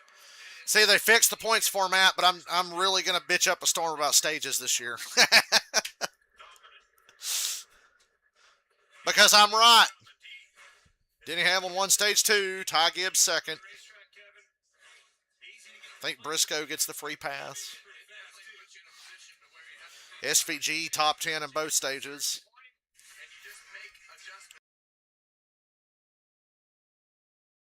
He was 6th in stage 1, 8th in stage 2. Larson made it up to, what, 9th? So, my original prediction was 10th, and I said, ooh, 7th, but then he kind of just stalled out and ran 9th, so I was in the ballpark. Tires don't mean nothing, really. Unless you're just, like, on the bumper of the leader who's got, like, 50 lap older tires than you. But when is that ever going to happen?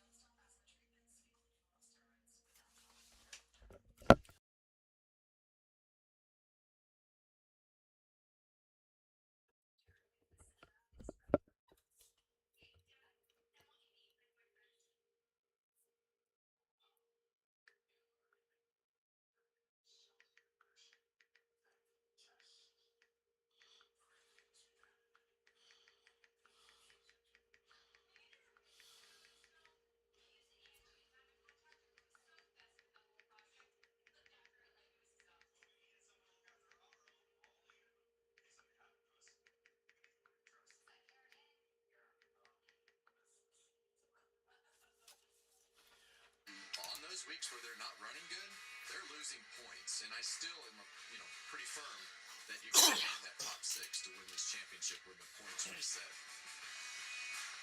Every Tuesday and Thursday for the #1 podcast, hosted by a NASCAR Hall of Fame nominee. That's Kevin Harvick's Happy Hour. That's a new one. Pretty big day, buddy. Has been a big day. Pretty cool. Hey, how about Darlington, where NASCAR Vice President Ben Kennedy and his staff put their business cards and heart cards in their pockets. The live point standings has Denny Hamlin up to 2nd on the season standings. Fox is occasionally showing the point standings update throughout the race. Awesome. That's great. And that's how you know. How do you know what your product is unless you go out there and experience it, in my opinion. And I'm so glad that they go out and made that step and learned firsthand. I don't need it.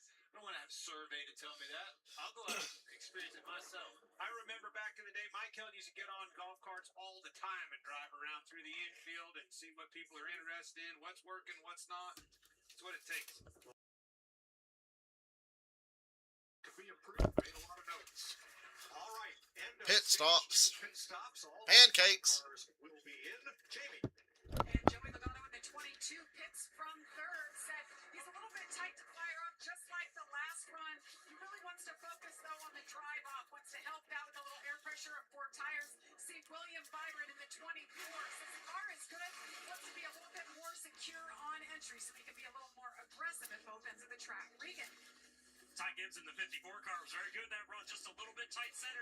Didn't think he wanted any changes though. In the 11 and Denny Hamlin reminded the pit just a little further away from the ball. Ended that run a little tighter than he did the first run, but not bad. And the race off pit road goes to Hamlin. Logano second, Gibbs third, Blaney fourth. He didn't lose any spots. Sandrick fifth, Larson up to sixth. That's 3 spots gained for him. SVG up to seventh. Gibbs won't have trouble.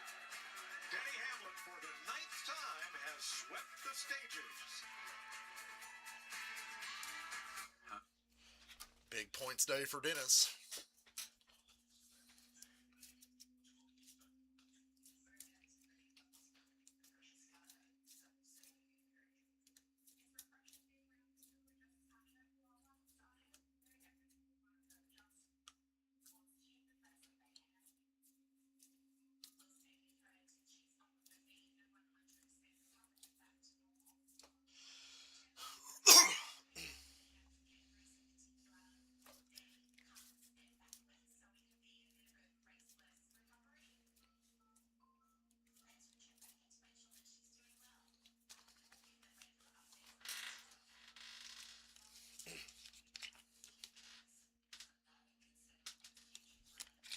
I'm going to take my mid-race piss break before this 200-lap green flag run.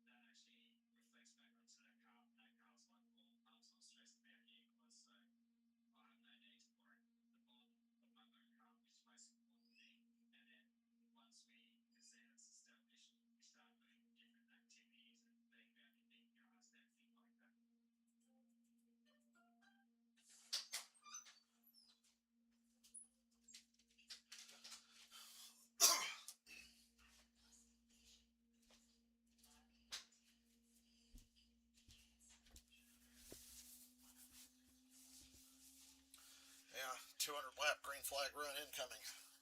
Had to go ahead and take a piss. Back in February, the Hall of Fame nominating committee got together and put together a list of the 10 nominees that'll go in front of the Hall of Fame vote that's coming up in May for the 2027 class. And on his first year of eligibility, they let me tell Kevin Harvick face to face. Thank you very much. That means a lot. I was glad I was around watching your career start and finish. Yeah. Well, thank you. Yeah, that's a lot of fun. Well, from up here, we saw that look of surprise on your face. And did I see a tear? I was struggling all day, honestly. I was crying before we even got started, but no, that's a great moment, and I think that to have Mike Helton deliver that news means a lot to me, because he's been a father figure for so many of us in this sport for so long. Been such a key element of what made NASCAR what it is today. But to have him deliver that news and have that Hall of Fame nominee out there is pretty cool. Well, my favorite is that he didn't know what to say. He was speechless. I feel like I get set up on our shows more than anywhere else that I go for sure. So here's the 10 nominees. So I'll say Harvick, Biffle. Two will be elected, and the vote is 2 days. That's I'd say Harvick and Biffle definitely get in for sure. At Dover with the All-Star race. All right, today, Denny Hamlin. Shout out to Randy Dorton. He was the engine builder for Hendrick for a long time. He's put on a clinic. He died in a plane crash in 2004. He qualified on the pole, had the first pit box, and knowing Won a race as a crew chief for Terry Labonte at Talladega once, I think, as the crew chief got sent home. Suspended by NASCAR or something, so they had Randy Dorton crew chief the race. And Terry Labonte won. I think it was Talladega. Ernie Elliott, good engine builder. I think Roger Pinsky's going to be a part of that. Okay, I got to sell the Pinsky organization because they're all fast, but this car right here, ladies and gentlemen, Can Joey Logano win this race? Hey, guess what, Internet? If you're so butthurt about Denny winning, you've got to cheer for Joey Logano to win. How's that fucking make you feel? 3 times, and now you come back the next week here at Martinsville and put yourself stage 3. Now, a couple drivers had trouble, Larry, on their pit stops.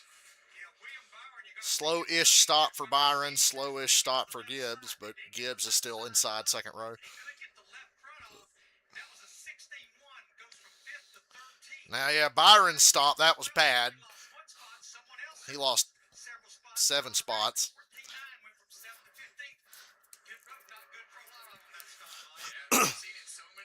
Shook up the top 10. You got Priest and Bell in the top 10. Larson closest to the front he's been all day. Logano on the outside front row. Hamlin smokes him on the restart, though. Gibbs, don't let Joey get in there. You fight like a motherfucker to keep Joey Logano from getting in front of you and sliding in on that inside.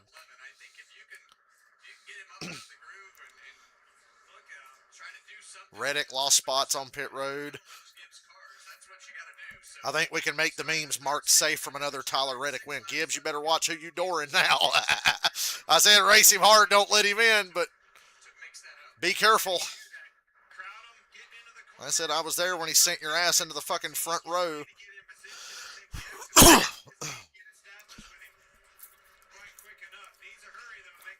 Blaney looking for a way to get by both of these guys.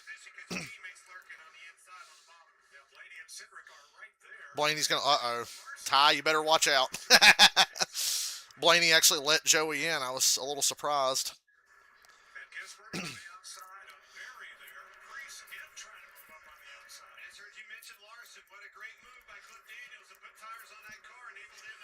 The tire strategy did pay off for Larson. It was a net gain. So, didn't pay off as good as we think it should with fresh tires at a place like, oh, Josh Berry missed the corner, and now he's getting run over. SVG's like, you ain't slowing me down. SVG bullied him out of the way as soon as he saw a shot to do it.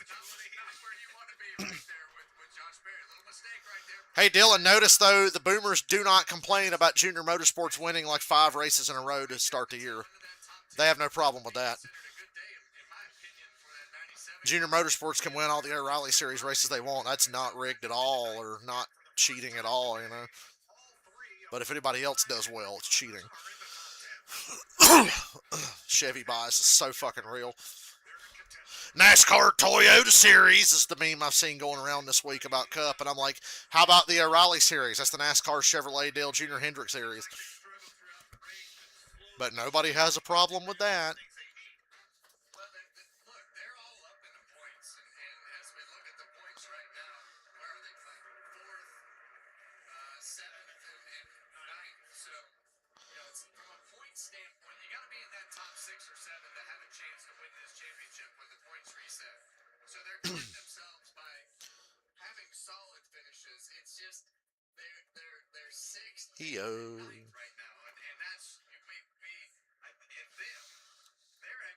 Harvick will find the words eventually.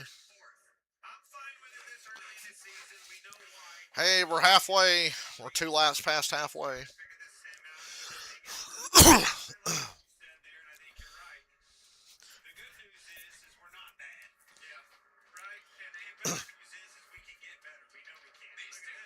Whoa! Larson tried to turn down on Bell there. That was more Larson turning down on Bell than anything. Here's Chase Elliott. Remember the break that Blaney gave Logano by letting him in to get behind Gibbs? Elliott did not want to let Larson in there.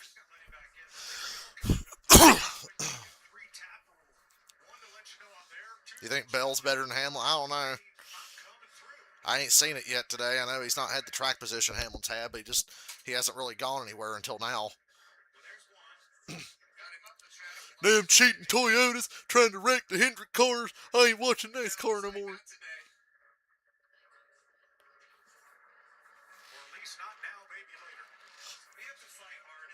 If not now, when? Once again, shout out to the 2010 Nationwide Series, Brad Keselowski versus Justin Allgaier for 19th. Brad's kind of had a shit day on the lead lap, though.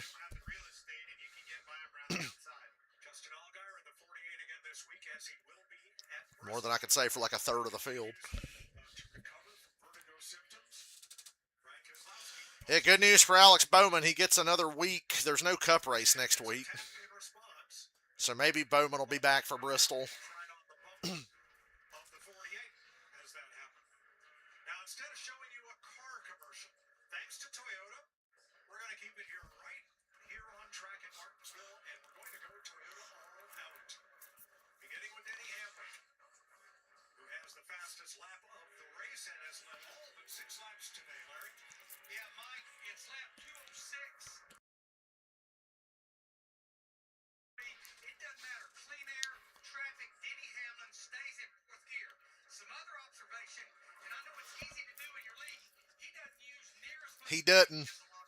Larry Mack said doesn't.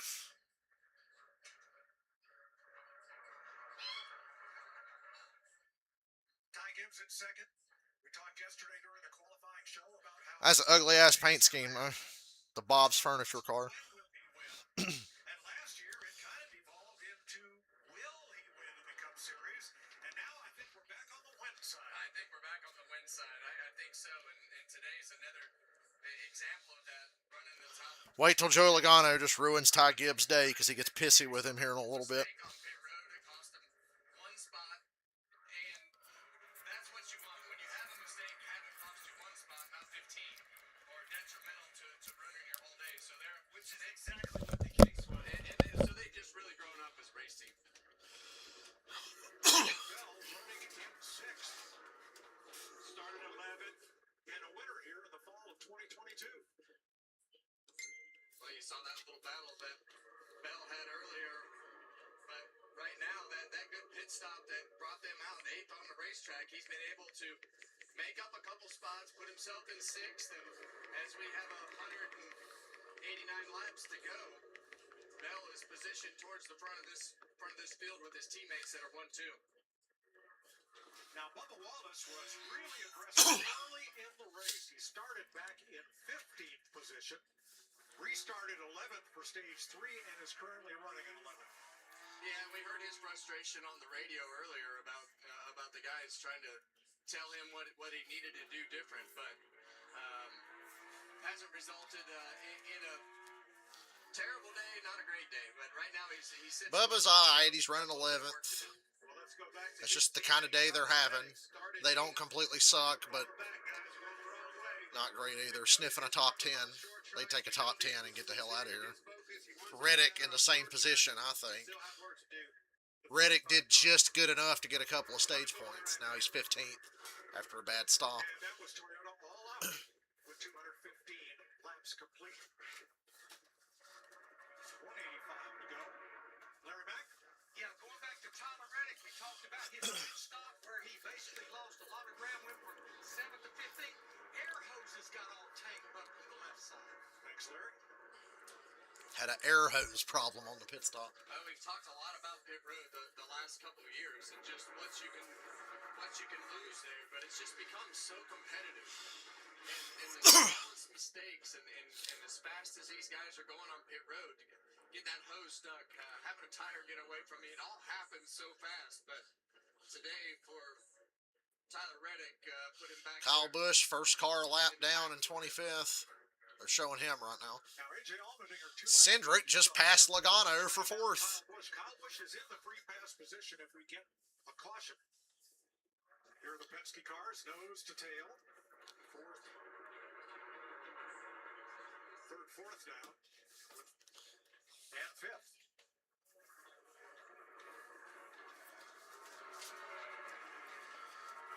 Just riding around. There's that battle. Kyle Busch and the 34 of Todd Gilliland. That is the race for the free pass position.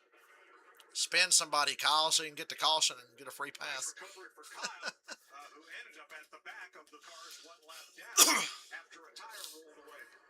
Yeah, that's kind of been the story of every week as you see the Kyle Busch, the highest running RCR car, to the surprise of no one. A lot of frustration on the radio. You heard it in his media session yesterday.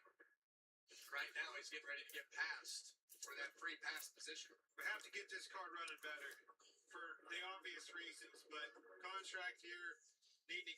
It's a contract year. I guarantee his ass ain't coming back there. He's going to Spire. McDowell's either going to retire or Spire gets another charter. I don't know. Had such high hopes for him. He was fast in practice yesterday. Then went out. Kyle Busch is no longer the first car lap down. Gilliland passed him. And he had top 10s in both races here last year.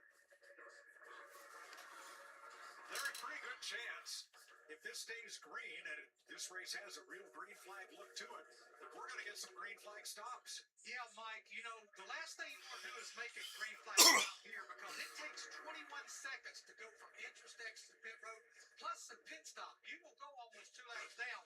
But if we do stay green, they will probably split it in half, and they'll pit somewhere there about lap, I'd say 290 to 300. As soon as they announce Bowman's out for the season, put Kyle Busch in the 48. 48 at least runs about 10 or 12 spots better than the 8.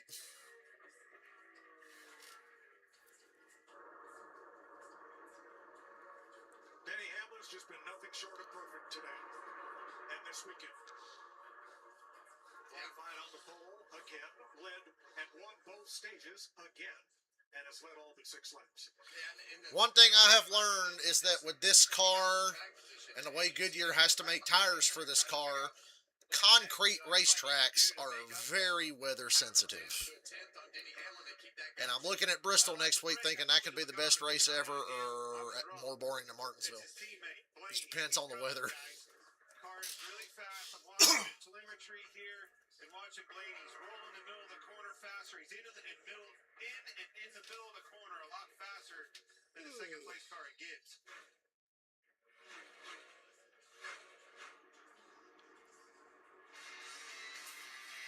Two Toyotas leading the 3.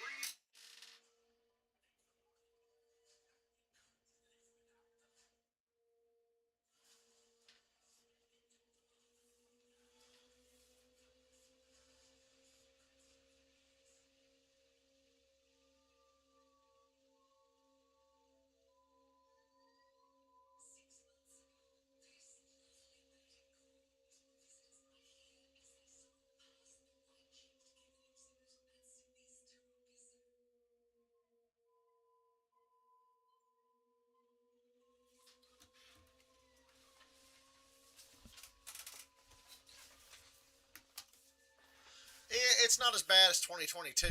It's just a similar kind of race. Yeah, it's not as bad as 2022. Nothing will ever be that bad.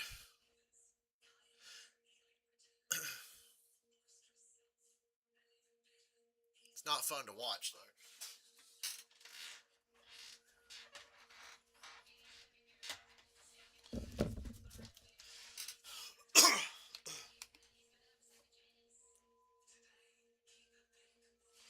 Buscher's having to pit under green again.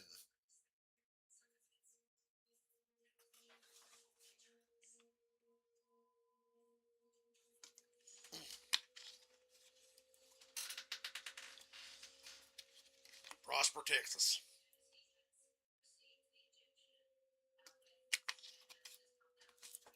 Hey, if, and it's a big if, we get another caution, I think we'll have a new contender because Blaney's about to pass Gibbs for second. I do think Blaney has something for Hamlin if he can start alongside him or be right on him. He's the only one. Early in the race, I thought Byron would, but you see he's running ninth now. He dropped out of the top 5, never to be seen again.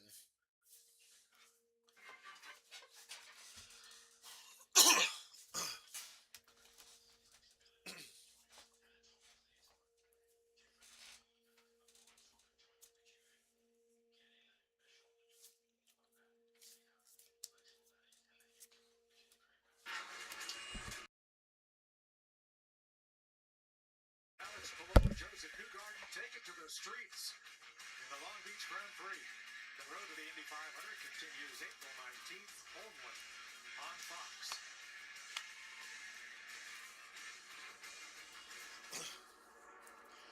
Jamie, the Tyler Reddick pit stop, looking at the video, looks even more bizarre than Larry described.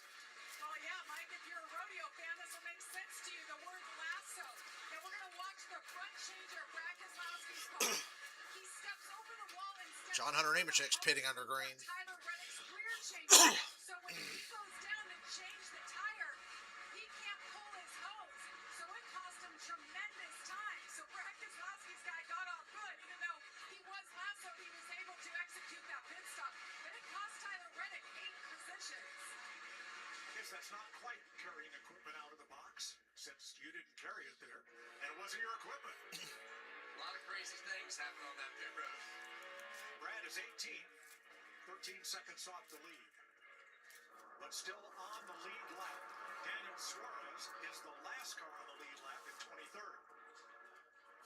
See John Hunter Nemechek on pit road. Chris Buescher also made an unscheduled pit stop and is now 2 laps down.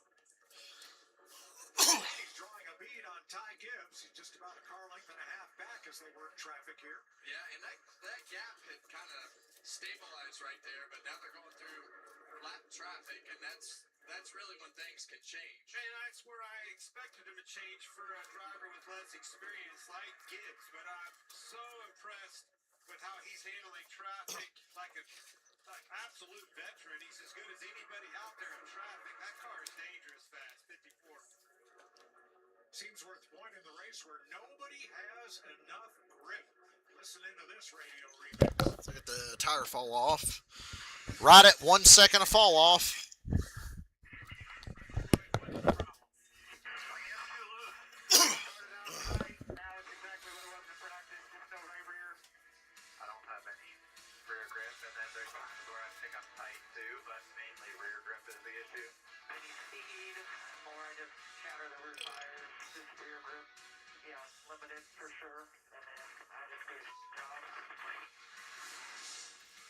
Common problem.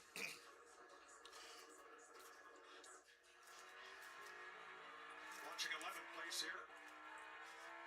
Bubba Wallace and Ryan Preece. About 10 seconds back of the leader. Yeah, I mean, at one point I thought Ryan Preece was going to drive straight to the front. As you Kyle see, Busch going 2 laps down. on the inside of Kyle Busch right here. Kyle lets him go. He's not an asshole. And leave Todd Gilliland as the only driver 1 lap down and in the free pass position.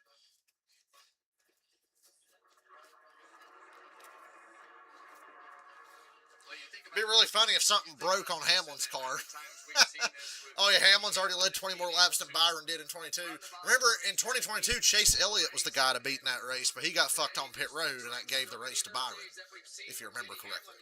Chase Elliott really should have won that race. This is probably not the update that the competition wants right now. Of course, that last run, Denny's car got just a little bit too tight towards the end of the run. He didn't love that part of it.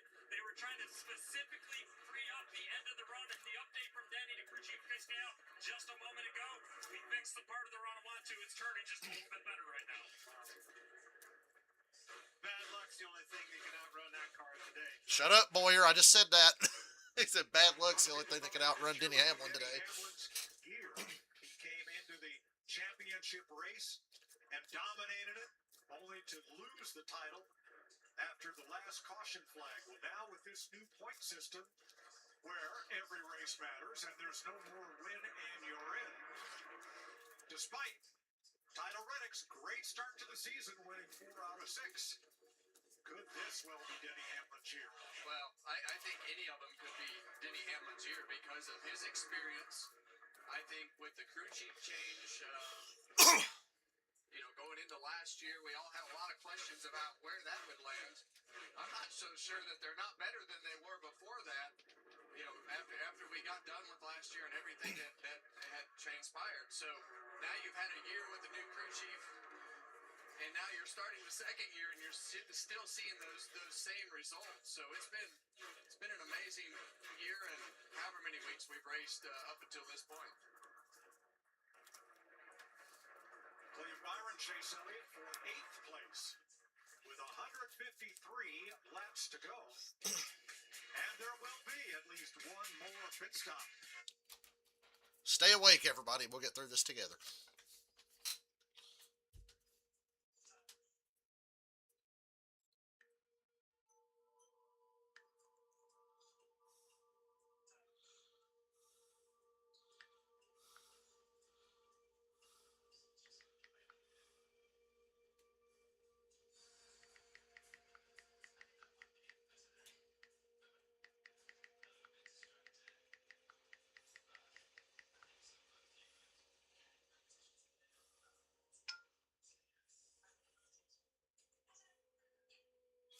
Denny Hamlin's 3 wide with John Hunter Nemechek and Zane Smith. Nemechek is racing the shit out of him again. Sorry, Gilliland. I keep getting the front row cars mixed up. Well, I guess Nemechek wants to see a compelling battle for the lead. He's working his damn ass off to make sure we get one. Let him go, Hamlin. Just punt him. Let him go and punt him. Turn down and hit him. Hamlin's just trying to take the high road and go around him on the outside, but I don't think that's going to work.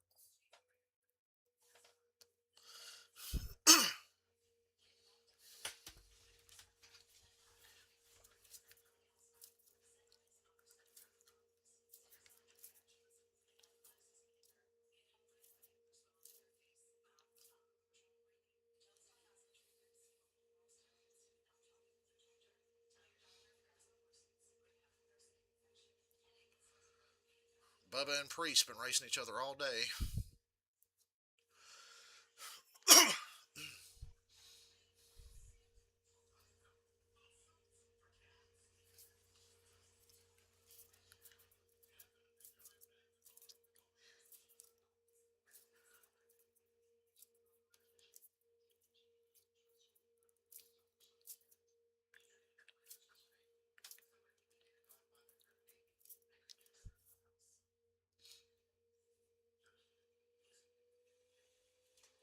Oh my God, a pass for position.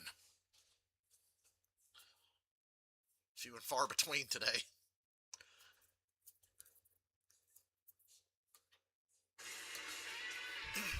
Welcome back to the Cookout 400 at Martinsville Speedway. 146 laps to go. Here's your aerial coverage brought to you by Goodyear. Legends aren't born. They're proven. Legends are bored. And Denny Hamlin and John Hunter Nemechek were having it out there during commercial. Look at the Most laps led all time at Martinsville. Denny's in the top 5. Passing Fred Lorenzen, Jimmy Johnson, and Richard Petty on the all-time laps led list. That's wild. Heating up here, guys. Got a battle for second. Gibbs and Blaney in heavy traffic. Damn, Blaney went to the outside. Oh, he's there, Clint. This is for second. Well, we saw this earlier on that long run, that second groove. I've said all day Blaney's the only car that's even remotely as good as Hamlin. You're right. Ryan Blaney makes it happen. But unfortunately for Blaney, there's one more trip to pit road in this race. Meanwhile, Denny Hamlin having a hard time getting past Daniel Suarez. Amigo fighting his ass off to stay on the lead lap. Didn't work. The further he gets forward in this race, the harder it's going to be. And right now we've seen Denny Hamlin on the bottom of the racetrack. Most of the cars on the bottom of the racetrack. But Ryan Blaney, we talk about him being able to pass and versatile up in that second groove. And now he's going through lap traffic in that second groove. Very interesting.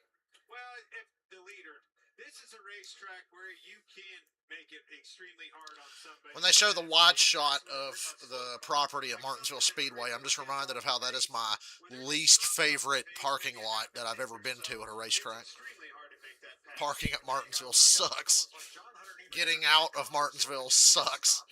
To get fresh tires, and on fresh tires, you can blast past the leader as Nemechek did. You can ass blast the leaders. I think Ty Gibbs is pouring his out. They have given up on it. Ty Gibbs struggling. We finally ran long enough for the tires to actually fully wear, I do believe. We're about 1.3 seconds of fall off now for a lot of people.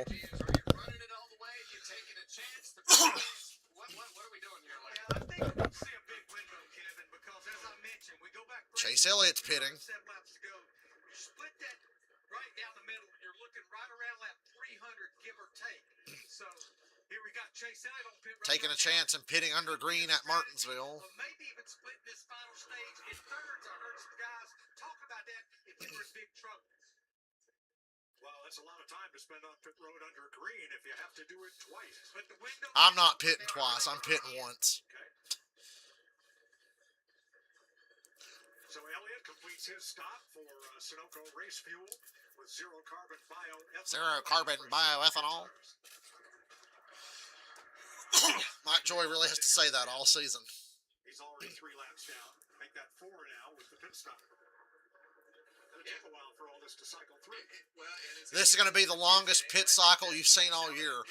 The fuel window opened about 12 laps ago. Chase already pitted, and you're just going to see random pit stops throughout. If the caution comes out and he's been the only one that's on pit road because... Well, there's no question that's the play. I mean, they're pitting and going for it. But they need something to happen. I mean, Eventually, you got to give Pope a chance to work for you. Regan, why'd the 9 come in a little early? Oh, Mike, just to give a little insight possibly to that strategy. About a lap before, he had just told crew chief Alan Gustafson that I'm really struggling to conserve tires. I don't get the payoff at the end of the run when I try to. So, got to imagine they thought, let's try something different based on those comments. So he's the first and so far only of the lead lap cars to make this pit stop. Yeah, and we saw those first couple laps of Chase Elliott really wash up the racetrack. That's something that you have to be careful. As you've been out here running these lap after lap after lap, coming for new tires, those first few corners, that car is going to want to go straight with the low air pressure and the car laid up on the ground. Will make that car extremely hard to drive. And we've seen some people come out of the pits and drive straight into somebody's doors. So you got to pay attention to that. That car right there, Clay, that 19 car has had a miserable day. They've had a really tough start to the season. Had some days where that car has been fast, but I would have never imagined that 19 car be as far off today as it has been. Well, neither did they. I mean, that was their teammate. Same stable, same people building the cars, same simulation, everything. They just put him a lap down. Now, he just went 1 lap down for the 3rd time today. He's got the lucky dog twice. SVG pitting. All right, a few more. Taking the opportunity to pit a little bit early, maybe 20, 25 laps early than Larry had us scheduled. 131 laps to go. Night train! Hell yeah. Crash and burn. I never learned. To move? I'm on the night train. I love that stuff. Could play that song on drums right now. It'd be more entertaining than this race. I should plug up the drums and play Night Train now. Rolling, loaded like a freight train.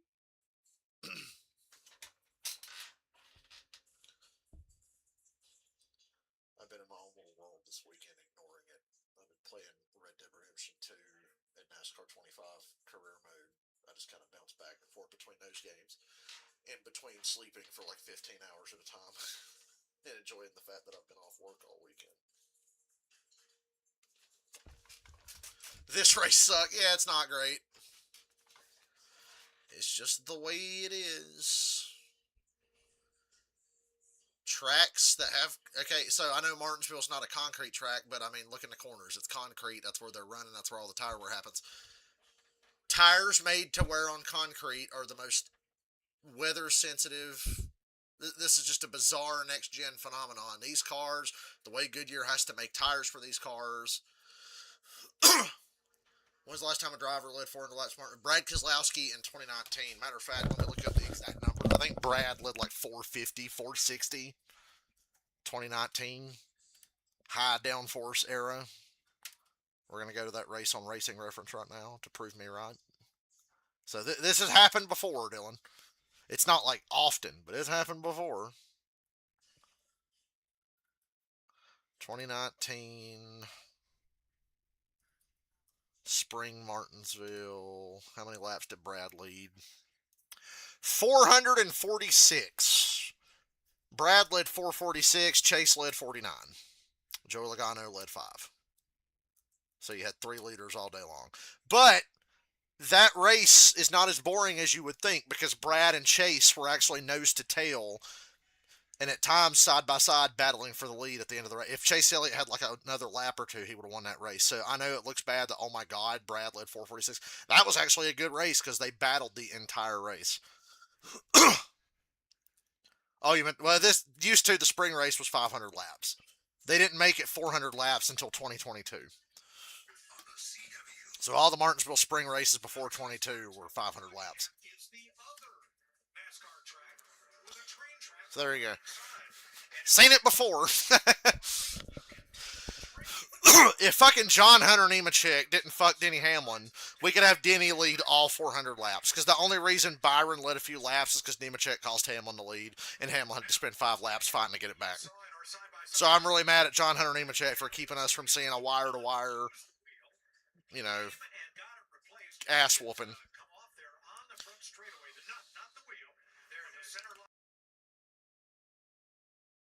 We'll throw a caution for the debris then, NASCAR. I dare you.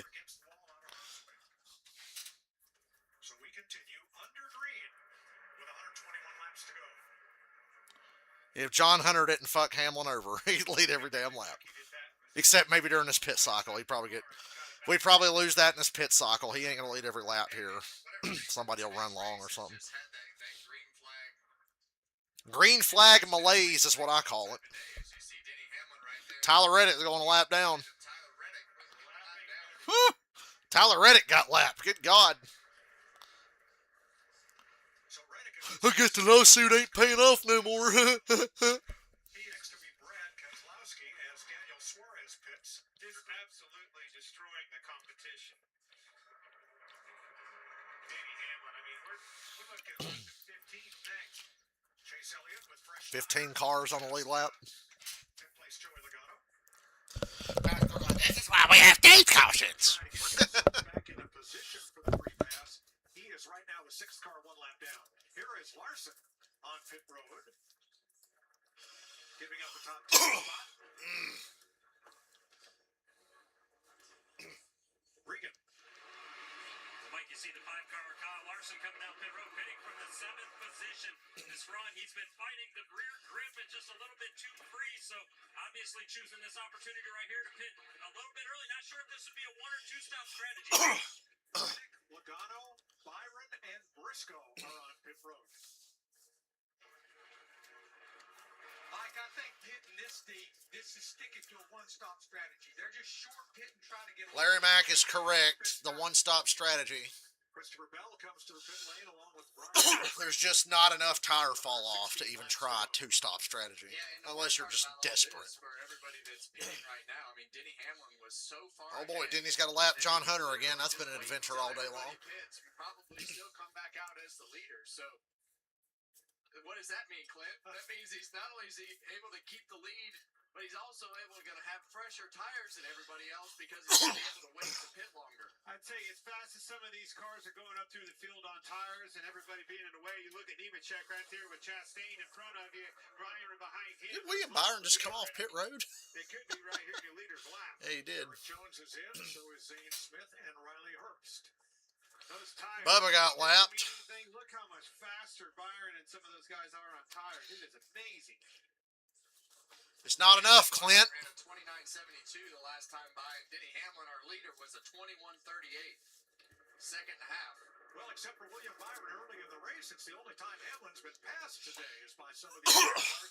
Allgaier about got spun trying to go to pit road. There's a lot of them out of control. Justin Allgaier comes to the pit road along with Brad Keselowski. After Keselowski got lapped, he comes pit side. And this is when you do not want to have one of those pit road mistakes. A speeding penalty, something happened with the pit crew. Do it. Ty Gibbs is pitting, so Hamlin can't be far away from pitting. We see the 54 Ty Gibbs getting ready to come to his pit. Especially in the shitty traffic he's in. I just pit to get the hell out of the traffic. Same thing he's been fighting for the past little bit. Don't let Blaney beat you to pit road. He's your only competition. Look at this mess in front of Hamlin's pitting this time. Hamlin's pitting. Part of that, did he, Kevin? Back. It's the money stock, kids. Don't speed, brother. Leaders in, Bubba Wallace comes with him. I'm worried he was speeding for some reason. What they hope will be their final pit stop of the day. Now, Hamlin had a 3-second lead, and only 4 other cars on the lead lap when he came to pit road. Well, Mike, that's right. It was a very calm pit crew down here as well. They didn't even have their helmets on until about 5 laps ago to get ready for Denny to come to pit road. As for the car, he has not said anything since he said they made it just a little bit better on the long run about 25 laps ago. He's pretty happy. Ryan Blaney gives up the lead to pit, and Justin Allgaier's crew has an uncontrolled tire penalty.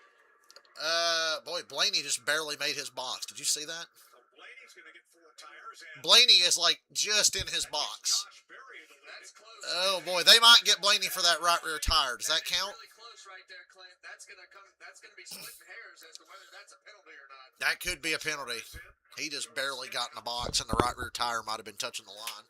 And Chastain. You can't park there. It's only Josh Berry and Michael McDowell. And then people will say they did that to Blaney to rig it for Hamlin because Blaney was going to totally catch him, and he was his only competition, and lawsuit rigged the race, blah, blah, blah, blah.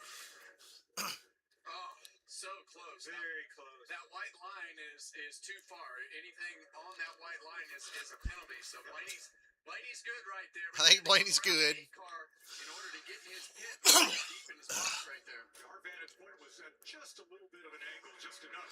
Hamlin's going to be about 3 seconds in front of Blaney when this cycle's through. Stop. Well, cars on fresh tires, cars on old tires. All around the racetrack. And now, everybody has made that stop. Chase Elliott was the first to pit at lap 261. He cycles through to the lead. I can't believe Chase got the lead off of this. Who pitted at lap 268. And then Denny Hamlin, who didn't pit. I mean, that ain't going to last. Hamlin's half a second faster than him. Which means those tires are 29 laps newer. And right now he's about almost 6 seconds. It's hard to tell on our scoring monitor. It's kind of all over the place, but. Well, Elliott was. Damn, did Alan Gustafson finally make a good call? Alan Gustafson finally made a good call. It at least got them the lead. Same for SVG, That's why we make it a gamble. who's about to lose second to Hamlin. Well, I go back to Regan Smith's report. He said he was out of rear tires. He said, I can't drive this thing like it is. So they really, it paid off. I think it's going to be a short-lived time at the lead, but I think they had to do what they did there. Hocevar diving in on Hamlin. So Hamlin's back into second, running 0.3 to half a second faster than Chase about every lap. But Chase has a lot of cars between him and Denny Hamlin. This is a great call by Alan Gustafson. For all the shit he catches, this is a great call. Look at all the cars between Elliott and Hamlin. But 102 laps to go, that's a lot.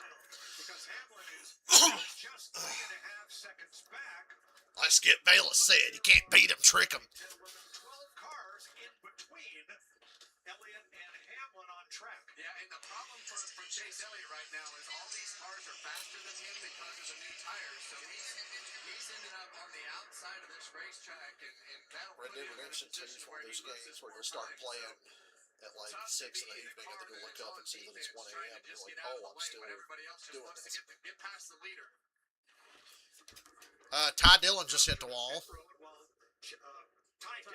Cole Custer almost wrecked getting to pit road, and Ty Dillon's got a flat tire. This might actually bring out a caution. It's got to make it all the way back around to pit road. Yeah, one of the hard parts when you're in Ty Dillon's position like that is just getting down the racetrack. I think they're going to stay green. Oh, I don't Yeah, know. right front is down for sure. That's going to be. Oh, a lot of smoke right It's there. a lot of smoke.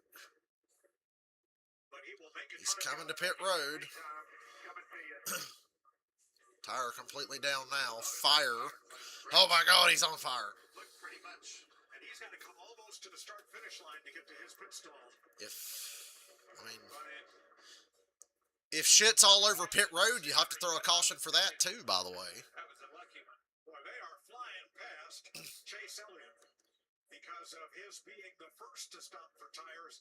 Everybody with fresher tires is now taking advantage to unlap themselves. Yeah, and he's losing 4 or 5 tenths a lap now. Denny Hamlin's 3 seconds up to the 9 car, but still, I love the pit strategy, trying to put yourself in a spot to see if you can get that caution to fall at the right time. It could happen right here. There is a lot of movement on this racetrack all around. Everybody, different sets of tires, really differentiates the speed. Fourth place battle there, tied in Shane Van Gisbergen. Now Van Gisbergen's tires are 20 laps older than his. Great day for that 97.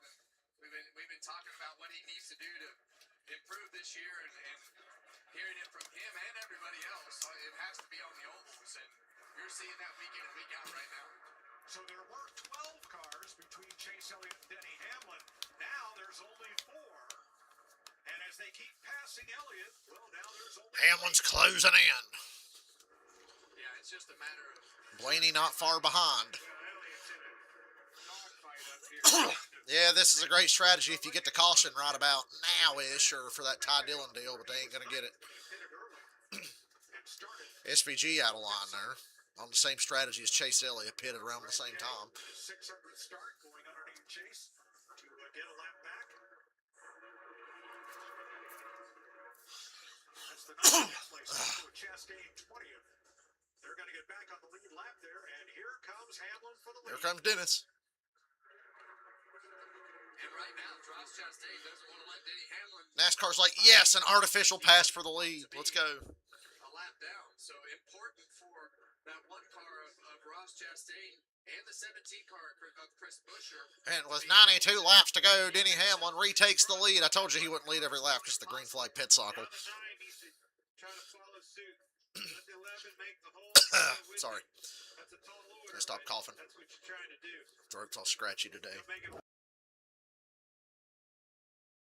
out tires to Chase Elliott. And if he can, third place Ryan Blaney is going to be in the picture in another couple laps.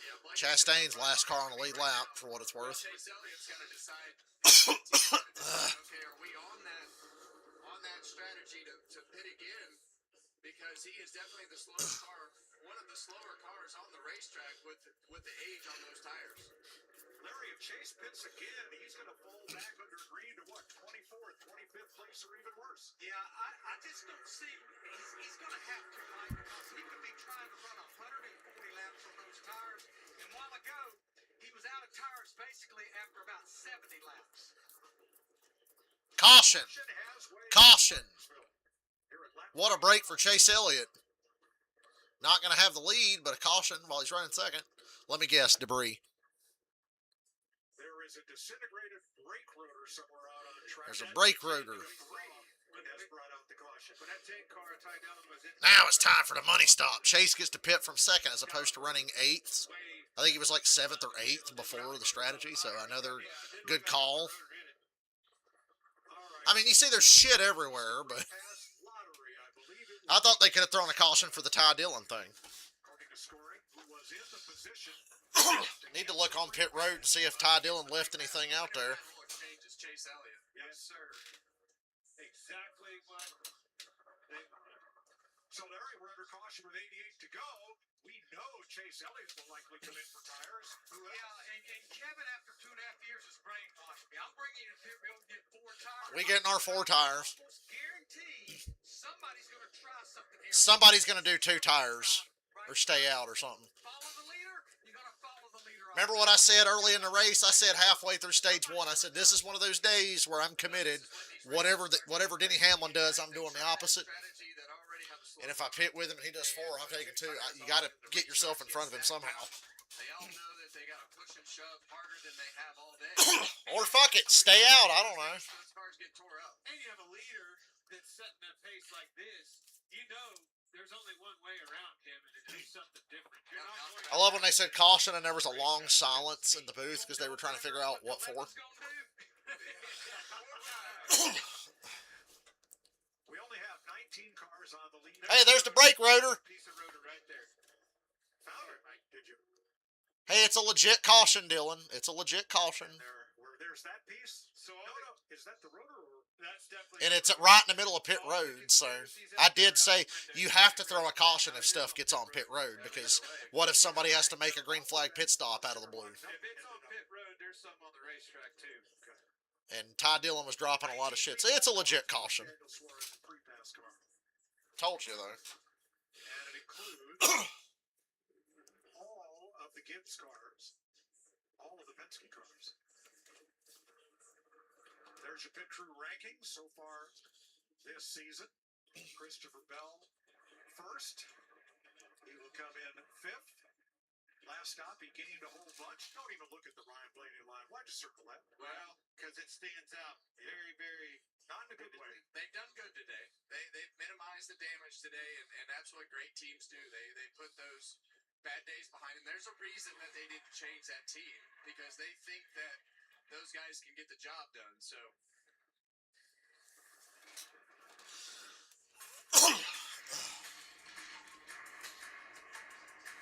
They have had their issues. Having to stop in another their teammate's pit to get a center lock nut tightened. More than once. 3 times. Having to come from the back. And coming into this race, Blaney has passed 114 cars this year, and 75 of those were spots lost by those way too long pit stops. That's incredible to be able to overcome that as a team. I'm going to go back to what you said, though, Kevin. Didn't make that change, which in its own is a huge confidence booster for that team. If you're going over the wall, you're worried about it, right? We've made some massive mistakes. They know that. They're professionals. That's what they do for a living, right? This isn't a hobby for those guys. So you're nervous about it. You go on the carpet, listen to the boss, and the captain says, "We're going to keep you where you are, but let's fix this." That's a huge confidence booster. and all these big teams have pit stop departments, right? They have coaches and bosses and people that make those decisions. So we'll see what happens here. Pit road's open. 19 lead lap cars. It's the money stop. Heading for pit road. Like I said, Chase Elliott gets to pit from 2nd now instead of like 8th or 9th. Huge gain. Have come to the pit lane so far. Jamie. The last 85 laps will determine if this race gets a 70% or better on the good race poll, just like Darlington did. I thought Darlington was a fine race. It wasn't bad, but I was pretty shocked to see Darlington got like a 73 on the good race poll. Chase Elliott liked where the balance was that run, especially since he was pushing hard the entire run. And then the 11 car, Denny Hamlin, said he got a little bit tight after the stop, but because it was green flag and traffic, he doesn't want to changes for this next run. 4 tires. Hamlin wins the race off pit road. Elliott 2nd, Gibbs 3rd, Blaney 4th, Bell 5th, Logano 6th. So nothing real wacky. Everybody took 4 tires. Ross Chastain was the one who did not. Chastain stayed out. They'll tell you who you are. Well, whatever you do, Denny, pick the inside line. You don't want to let them get you up on that outside.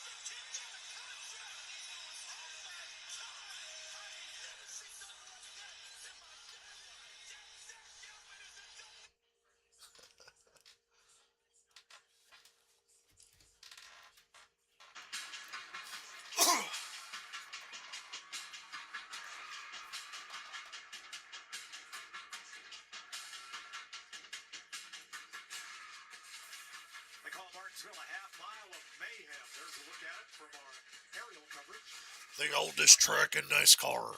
Tried, tested, proven, legendary. Well, things are heating up in the Cookout 400. We've got 80 laps to go. Things are heating up. Denny Hamlin's still the leader, Mike. Well, not Ross Chastain stayed out, so no, Denny's not the leader. But I think Devin, our feature producer, only ate probably 1,100 of those or so. You think we're gonna show Suarez what we're all about right here, said Trackhouse. down there eating hot dogs like he was last year? He'd be the comma. I don't think he's had one. Well, remember last They might be out of hot dogs. No, can't happen. This place is shut down, just like it would if Tyler Reddick won, he said last week. A lot of wind around I've seen them run out of hot dogs at Martinsville before. When I was talking about trying something different, I'm not sure I was talking about sticking 22-lap tires like the one car, Ross Chastain. Everybody else, 4 tires, including Hamlin, they'll restart on the outside. Denny picked the outside front row. Okay, I mean, I think this is where Denny's going to be his most vulnerable. He's not the control car, and he's on the outside, so I'm sure it'll still work out for him. I would have taken the inside behind Ross just to be safe. That's never a good feeling. No, and there's no way to get out of it. It's going to stack them up big time on that inside line behind you. Or like they're saying, Denny probably expects Ross to stack him up. Green, green, green. Denny spun the tires. That helps Ross hold the lead for now, and now Denny's up on the outside of Chase. And Chase has a decent car. This could be where this gets away from Hamlin. Watch Ross lead the next 78 fucking laps and win. I'll just show you how bad this is. Oh, big wreck, big wreck. Zilich, Bubba, Hocevar, Austin Hill. Bubba's shit's all jacked up. I can tell you where that started, and it was a lap and a half ago when Bubba Wallace gave Carson Hocevar a rocket shot going into turn number Bubba and Hocevar are pissed at each other. They all stack up coming out of 4. I think you're exactly right, Mike. You were all over that one. Bubba's car ain't rolling. He can't get it to move. It's broke. Yeah, Bubba's had a tough day. The right front's completely busted. So Bubba just like And you're all over it, Mike. Go ahead, take it. shoves Hocevar. He hit the shit out of him to hit him that hard. There to chase Briscoe as he enters. That's 1. 2, 3. Yeah, that's all Bubba. I don't know why he did that. And like Harvick said, there's probably more to it than that. For him to just get mad and take out Hocevar. Ross just drove flat through the 77 car, so We got beef! there was something. I don't know why Bubba did that. Like Harvick said, there's got to be something more to that, right? Well, that was 100% intentional. And then Bubba just gasses up, stays on him. Ended his own damn race. Rule number 1 stock car race and learn how to wreck someone without wrecking yourself, Bubba. Come on, man. That didn't need to happen there.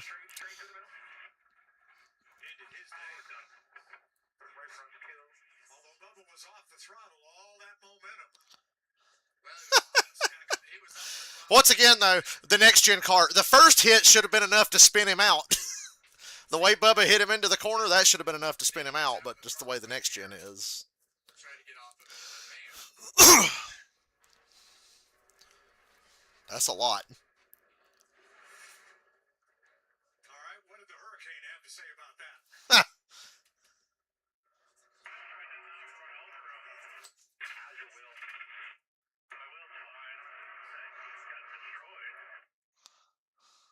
Fair assessment. I concur. Yeah. Back to 19th. The only good thing for Hocevar, the wheels are straight. They're going to have to patch up that left rear and work on the right front, but the wheels are straight. Hocevar takes a lot of heat, and He didn't do nothing wrong there. unless there's something that we didn't see before that, he's I'd be real curious to know if what the fuck led to that.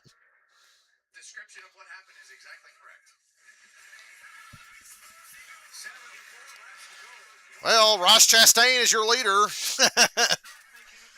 Denny Hamlin is second. I think he was just in front of Chase at the scoring loop before the caution come out.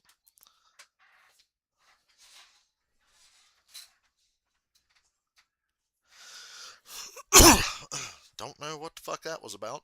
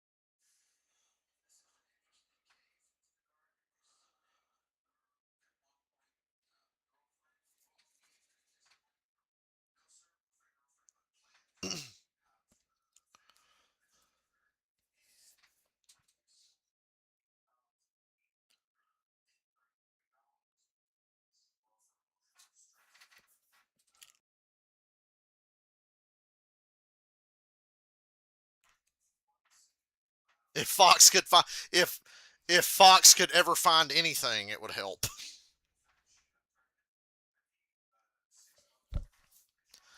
I feel like whatever it was an overreaction from Bubba.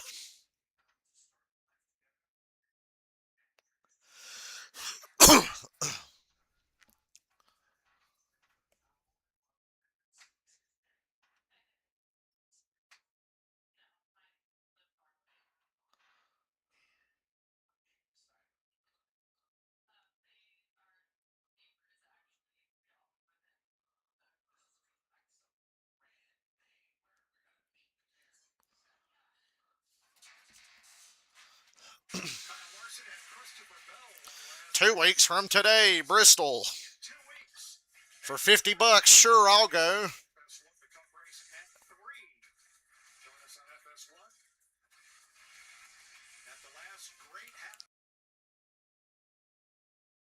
What's the weather that day?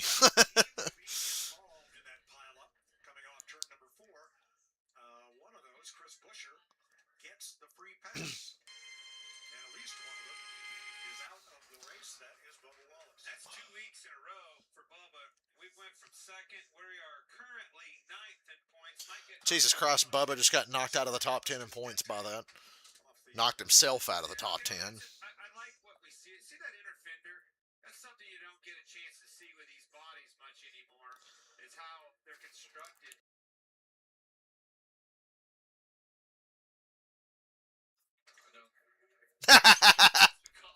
Harvick fucking.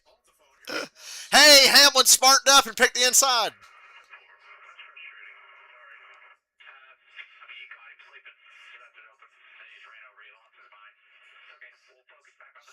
Hamlin did what I said he should have done on the last restart and picked inside second row.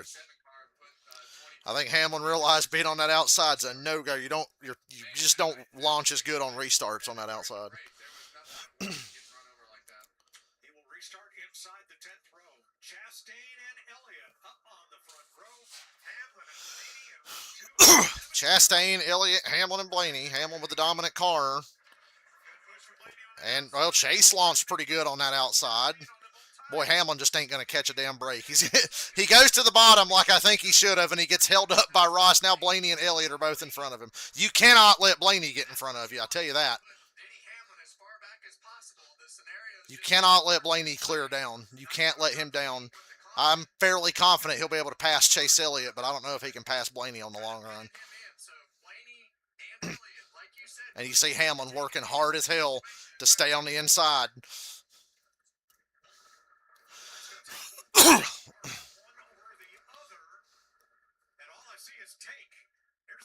And Chase Elliott takes the lead. And not quite. He didn't quite get clear. He tried to turn down. Now Elliott takes the lead. 67 to go. Oh, Ross got into the back of him. Whoa! Whoa! Hamlin just put Blaney in the wall. Damn, Hamlin really... I've seen him do that before here. Remember him and Logano? That's the Hamlin move right there. You just say, all right, and clear yourself up. And that's exactly what he did. Hamlin just destroyed Blaney. That was fucked. But, I mean, he was probably thinking what I was thinking. Can't let Blaney get in front of me. I'll never win this race. He can get by Ross and Chase on a long run. He ain't going to get by Blaney. Shit, Sutton Dillon, you were right. The last 85 laps or so suddenly got interesting.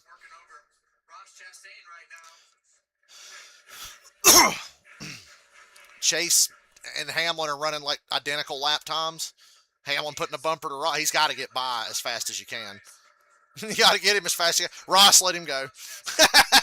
Ross, let him go. He ain't going to teabag that beehive anymore. There's enough history there to write a book the size of Harry Potter on between Ross and Denny. So now 63 to go. Hamlin's just got to chase down and pass Elliott. So I think he can do that. He wrecked the one guy that could have beat him. Oh, well.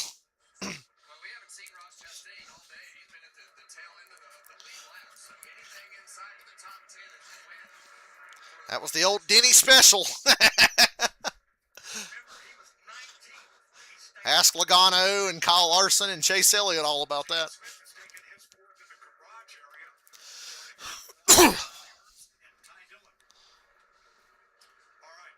sort of sorted out. So let's go back and see what happened. Well, you called Hamlin and Blaney. You called it. Hamlin was very eager to clear up in front of Blaney. Gear and moves up the race. Yeah, but Clear, but he's in trouble. You can see his wheels turned inside the car. Got moving up the racetrack. No real estate. it's free real estate. See how the contact. That's right. Look at look his right rear, and he's trying to stay. Yeah, I love that Joey was right behind that, probably thinking, "Yep, been there." Once again, Martinsville, fall of 2019, I think, is when Denny did that to Joey. And then Joey confronted him, and Denny was like, "Oh, I knew you were there." I remember that. Joey's like, "Did you not even fucking see me?" And Denny goes, "Oh, no, I saw you."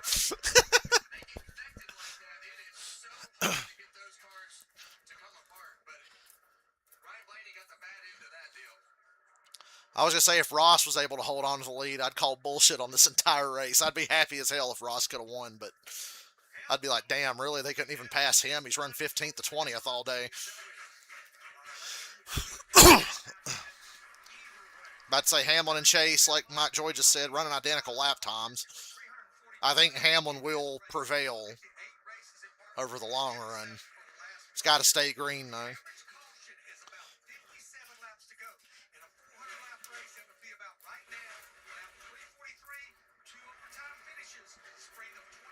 Hamlin cut 3/10 off that lead there. Boy, that was a good couple of laps. 9-11, never forget. Yeah, we're going to have another lead change here, boys.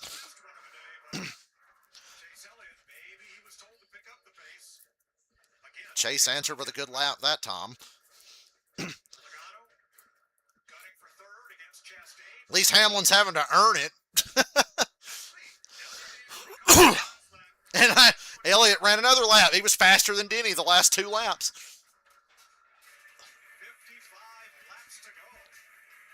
My goodness.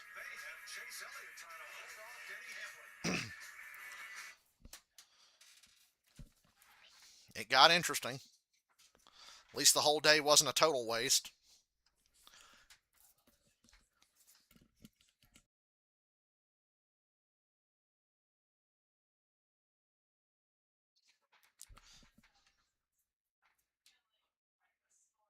Twelfth is like the worst SVG's been the whole race. He's been top 10 about the whole time. Who's going to get impatient and spin Ross out? Ross is like not being a dick, but he's just so slower than everybody getting off the corner that it's stacking people up.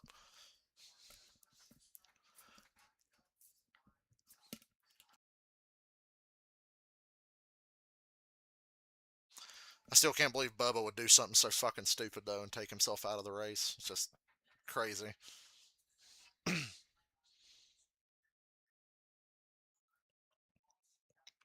Had such a good start to this season, and he threw it away. They still could have had a decent race today.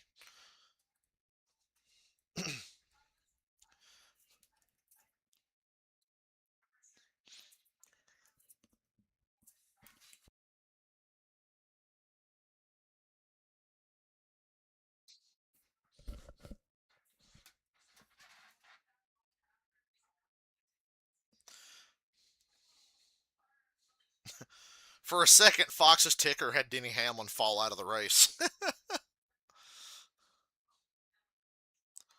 Nemechek and Gregson are going at it.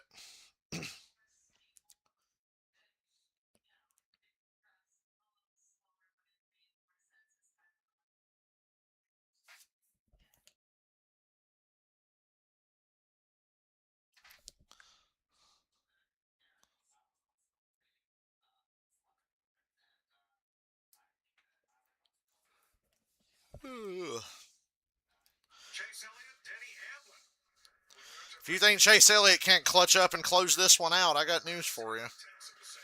I expect Hamlin to run him down over the long run, but Chase knows how to defend. Oh boy, a Bubba interview.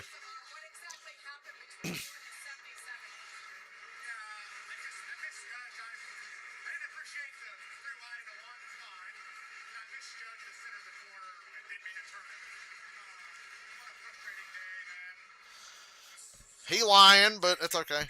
He's telling half the truth, Bubba is.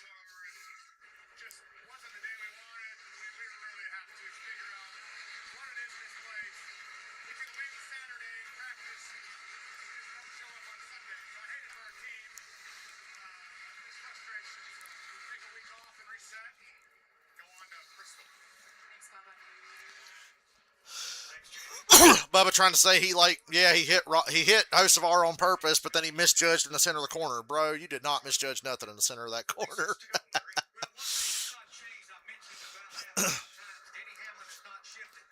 5 laps ago, Chase Elliott was shifted. Alan Gustafson, his crew chief, told him Hamlin's not shifted. Guess what? Now Chase Elliott's not shifted. I tell you what's happening. Ooh, it's gonna be an Elliott versus Hamlin battle. Chase hasn't opened up a lead on him though.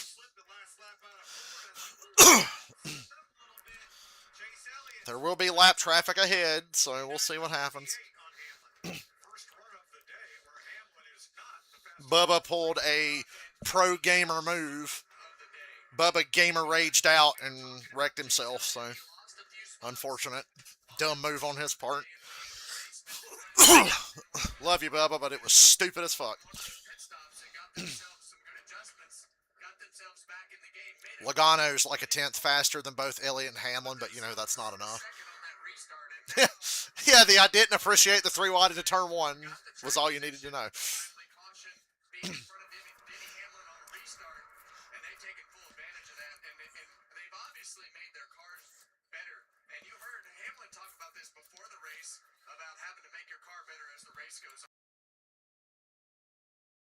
Hamlin on the radio.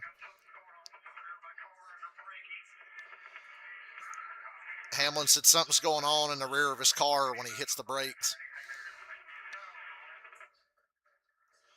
Oh, Lordy, it might be getting away from us, boys. First time since 2019 that Hendrick Motorsports has gone this deep into the season without a... Hendrick gonna win Martinsville. I say it's rigged. 40 to go.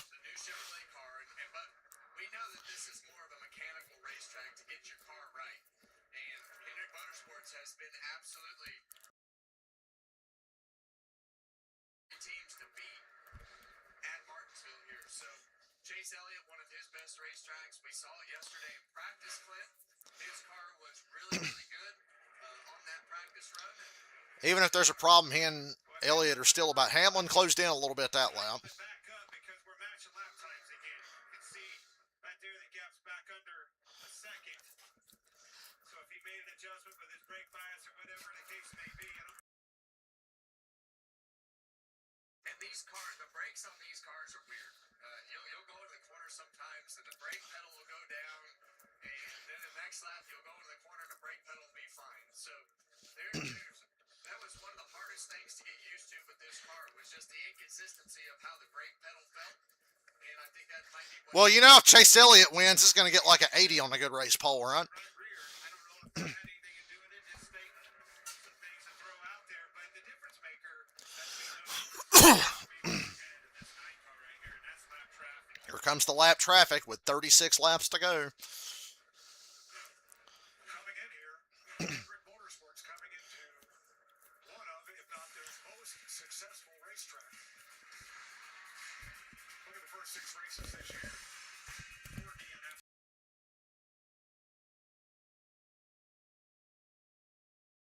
Who's done that at any track? Winning half and then some in the last 11 races. And coming in here without a victory. For 3 times in the past, Hendrick Motorsports got their first win of the season at Martinsville. 1984, Jeff Bodine, when this race was held on the last weekend of April. 2003, 2009, Jimmy Johnson. Well, we know they're going to get it figured out eventually with everything that they have going on.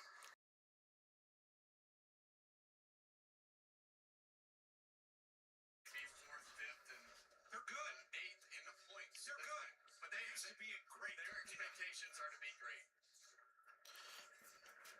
It's still one of my favorite lines that I've ever heard, and it was in one of those documentaries, and it was Rick, Linda, and I think it was Jeff Gordon, and they talked about Chase, and I think Jeff said, "What do you think?" And Linda said, "Well, I expect all 4 to be in there." And I'm thinking to myself, I was like, I thought Rick was a competitive one, but no, I think that she might be more competitive than him. Well, Joe Gibbs Racing right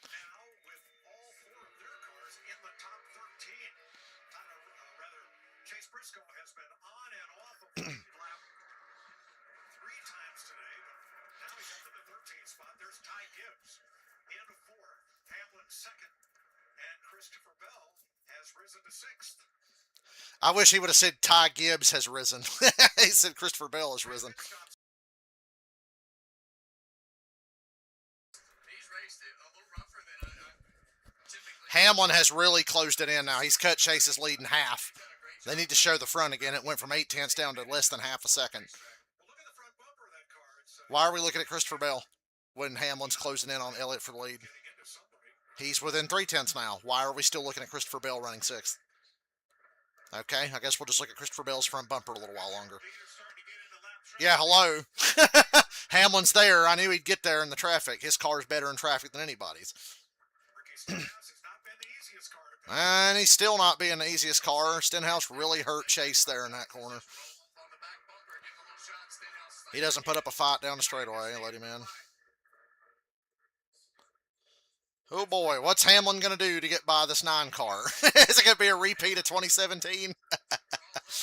How funny would that be? I don't even think that's possible in these cars. Hell, you saw how hard Bubba hit Hocevar and it didn't do nothing to him, so he had to double down and wreck him in the corner.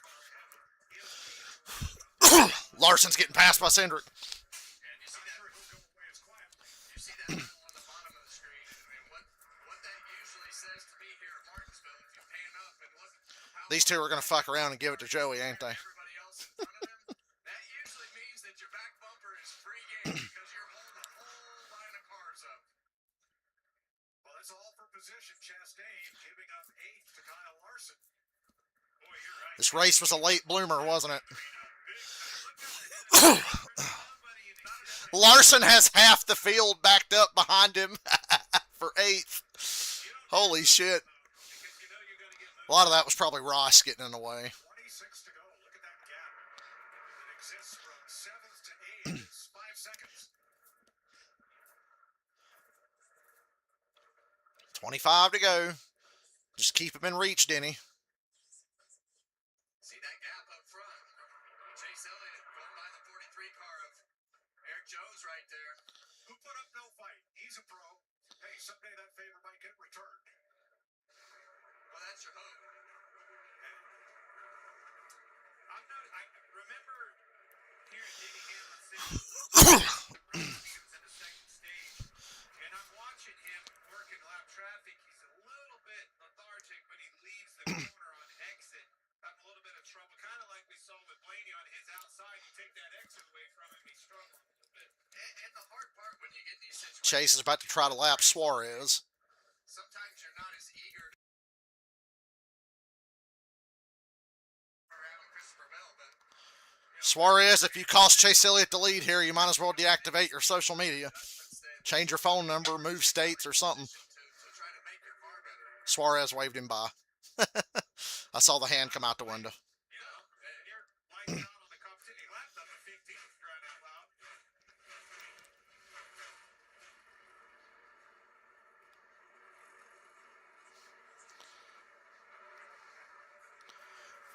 Well, we're getting down to the nitty gritty here.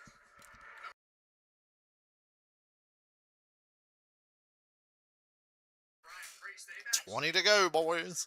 made And Dylan's right. Joey's closed a lot. I don't think Joey's really going to be a factor unless Hamlin and Elliott get to the point where they fuck each other over. Brian Priest right there. See Brad Gay behind Briscoe, but Priest at one point I thought he was going to run well inside of the top 10, but sits there at 13th.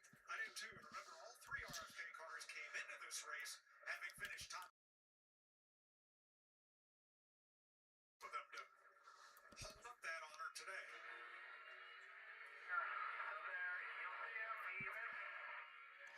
This is a grind today. Not many cars, a lot of green flag racing.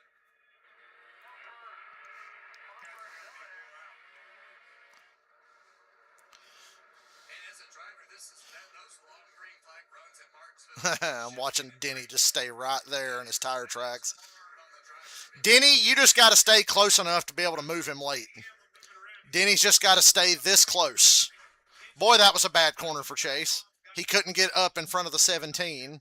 That cost him some corner exit speed. Hamlin's trying a different approach in the corner. I like it. It's working. He's rolling off the corner a little better than he was.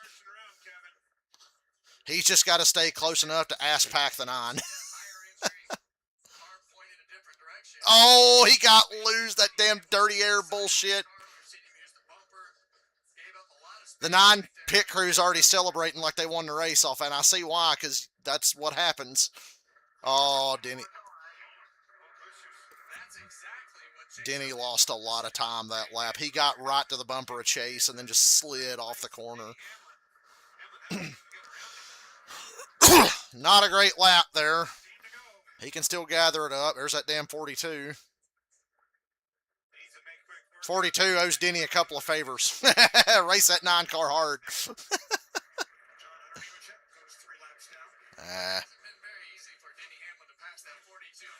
42 sure made it easy on the 9 there, though. He moves out of Denny's way, too. Fair game. Tried to move out of Denny's way. Yeah, the last time they battled, Nemechek was on brand new tires. Hamlin was toward the end of a run. No problem here.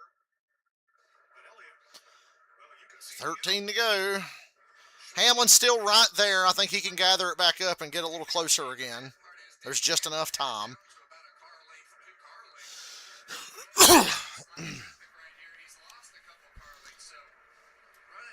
Damn.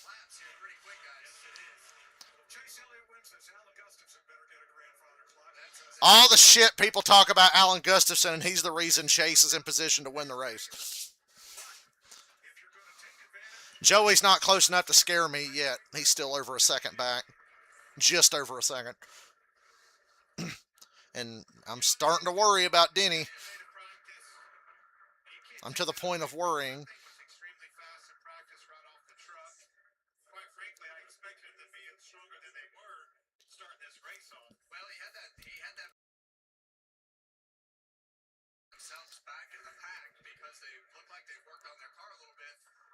Denny loose again off of 4.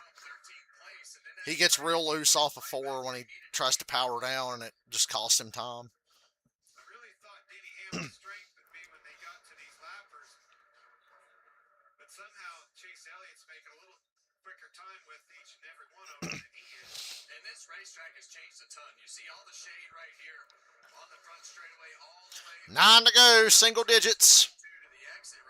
Why did Denny charge the corner like that? That's just going to kill you on exit. You know this as well as anybody, Clint. When you start this race here and then you end it, the handling characteristics are always drastically different. That was a good entry to the corner there for Denny. He didn't slide or nothing.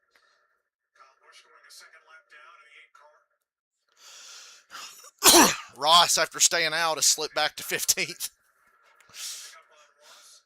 After he made sure to preserve a 7th place finish for Christopher Bell by backing up half the field.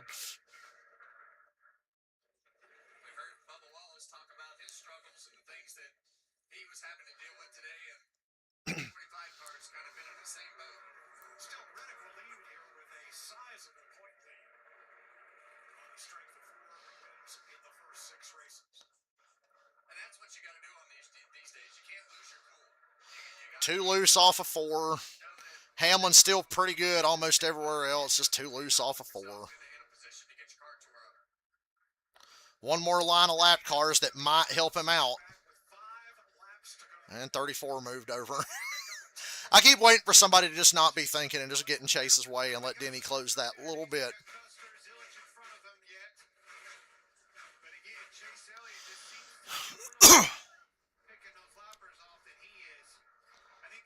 That was a good lap for Denny. Custer, don't move up. Denny's overdriving the entry of the corner, but it actually helped a lot there. 4 to go. Oh, Denny.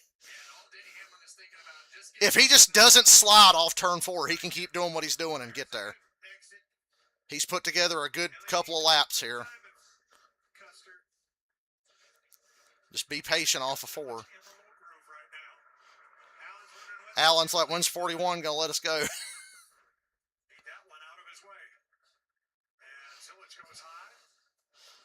That was a bad corner for Denny. He couldn't fucking... My heart's pounding.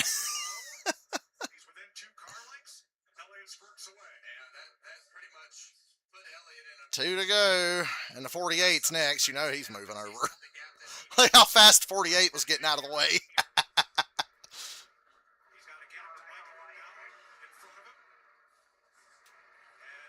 Well, white flag, boys. One more lap to go. White flag waves. 1 lap to go. Sponsored by Credit One Bank. And as they do every year, Hendrick Motorsports finds a way to put themselves in a position to win. And today it was Alan Gustafson with that pit stop. Send it, Denny. Send it. 292 by Denny Hamlin. Well, everybody got what they wanted. Chase Elliott wins Martinsville. 22nd career win rider. Winning Martinsville for Alan Gustafson and Rick Hendrick and Chevrolet. Tough deal there. A 6-race drought to start the season.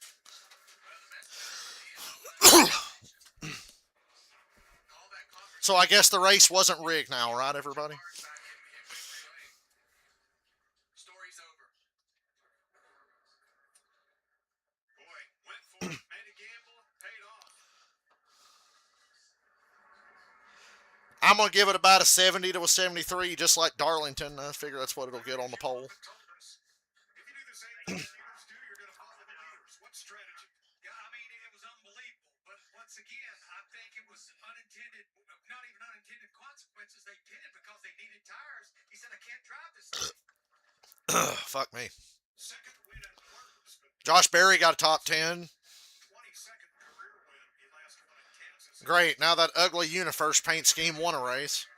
Second short track win. On lap 260. He won Martinsville 6 years ago en route to a championship. And a debris caution for a brake rotor at lap 312 allowed him to pit from second and get back on the same tire strategy as the rest of the group. Hendrick Motorsports 31 Cup wins at Martinsville, the most by any Cup team at one racetrack. NASCAR's most Well, Dylan, all the comments are this was rigged for Chase because of the brake rotor caution. NASCAR put that brake rotor out there on purpose. Not the first time Chase Elliott won Martinsville on a questionable day. I'm kidding. It was a fucking brake rotor laying in the middle of the damn pit road. You had to throw a yellow. The 10 rode around shredding stuff for like 5 laps.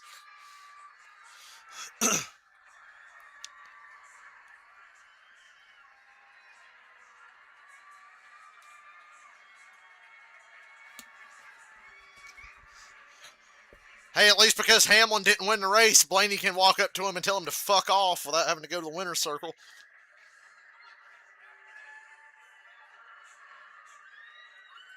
thrill of victory and the relief of ending a rough start to the season for Hendrick Motorsports and Chevrolet. Well, not really rough. Maybe just average.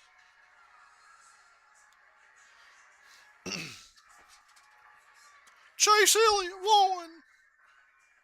His guy won. Ring the siren, Papaw. Chase Elliott led twice. Well, at least I didn't feel like I wasted a Sunday. It ended up being a decent race. It is what it is at Martinsville. Regan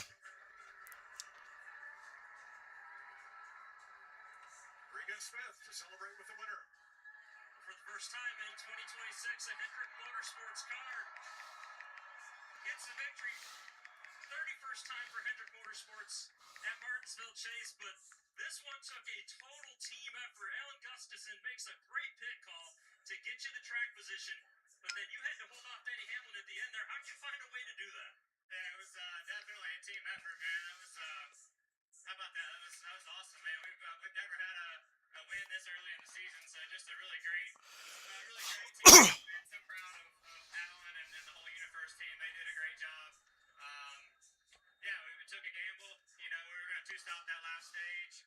I honestly think it was going to work out really good for us either way.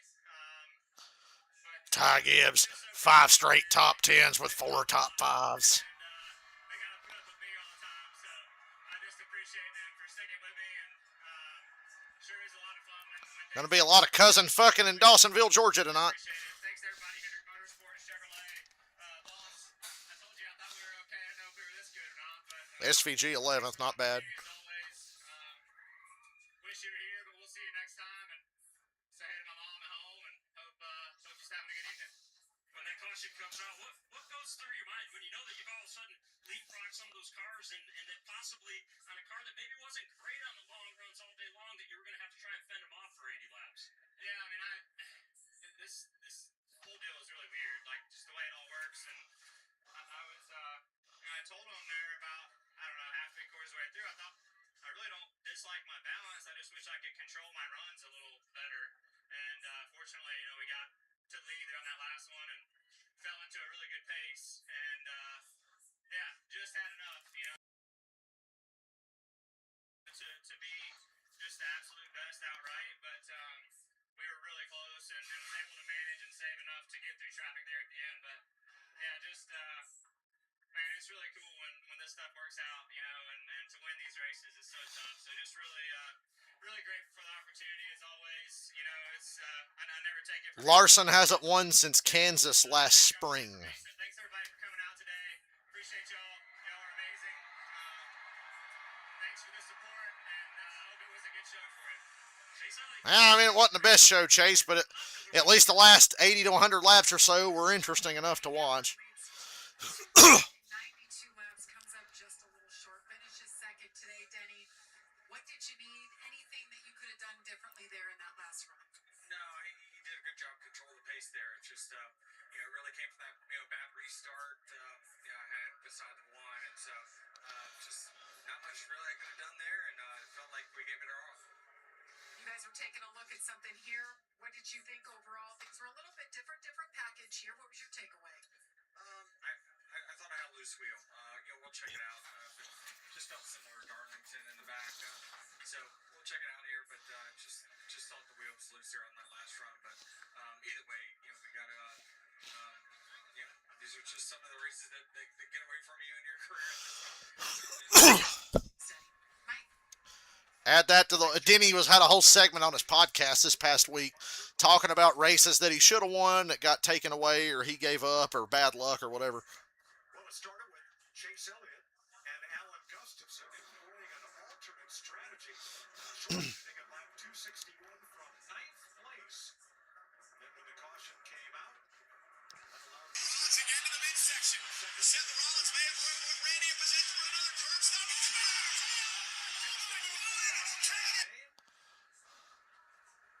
who did not pit on that caution, and holds off Denny Hamlin for the win. Yeah, and really that pit stop is the move of the race, and that put him in position. Came out on that restart and Chase won.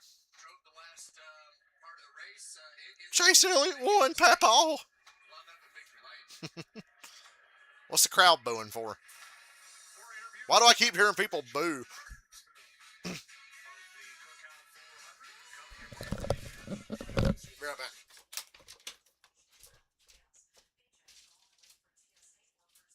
Well, I guess they won't say it was rigged today. Chase won, so it couldn't have been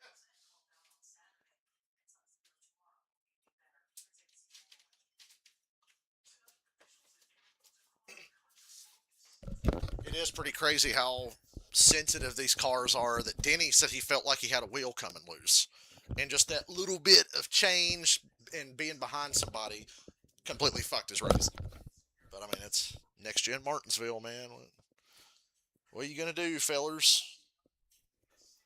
What are you going to do? But,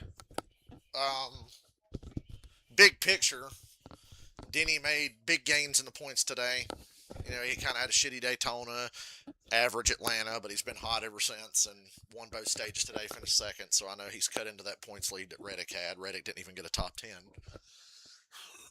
Reddick finished 15th, so Hamlin's going to be fighting for that top spot going into the chase, which is important because remember how they seed the chase. The points leader going into the chase gets a 25-point head start. Second is 25 points back. Third is 10 points back from second. And then it goes down 5 points per position. You do the math. You need to be in the top 7 or 8 to most likely have a shot at the championship. Hanging around to see if anybody's pissed at each other.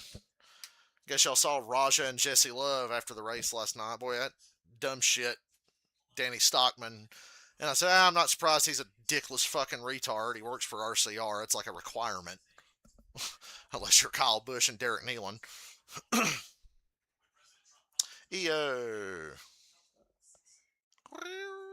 That was a sustained meow. You don't do that very often. Meow.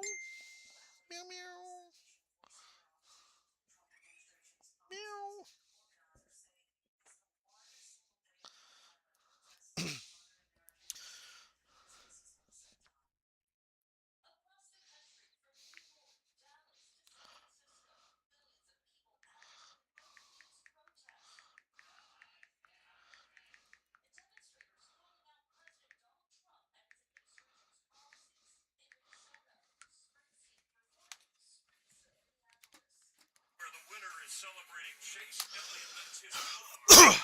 Excuse me. Good for Chase. Cookout milkshakes for life when you win the Cookout 400. I'm just kidding. I don't know if that's true. Yeah, give Alan Gustafson an interview.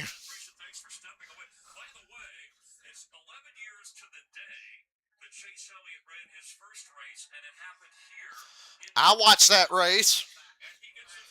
That was the same day as WrestleMania 31.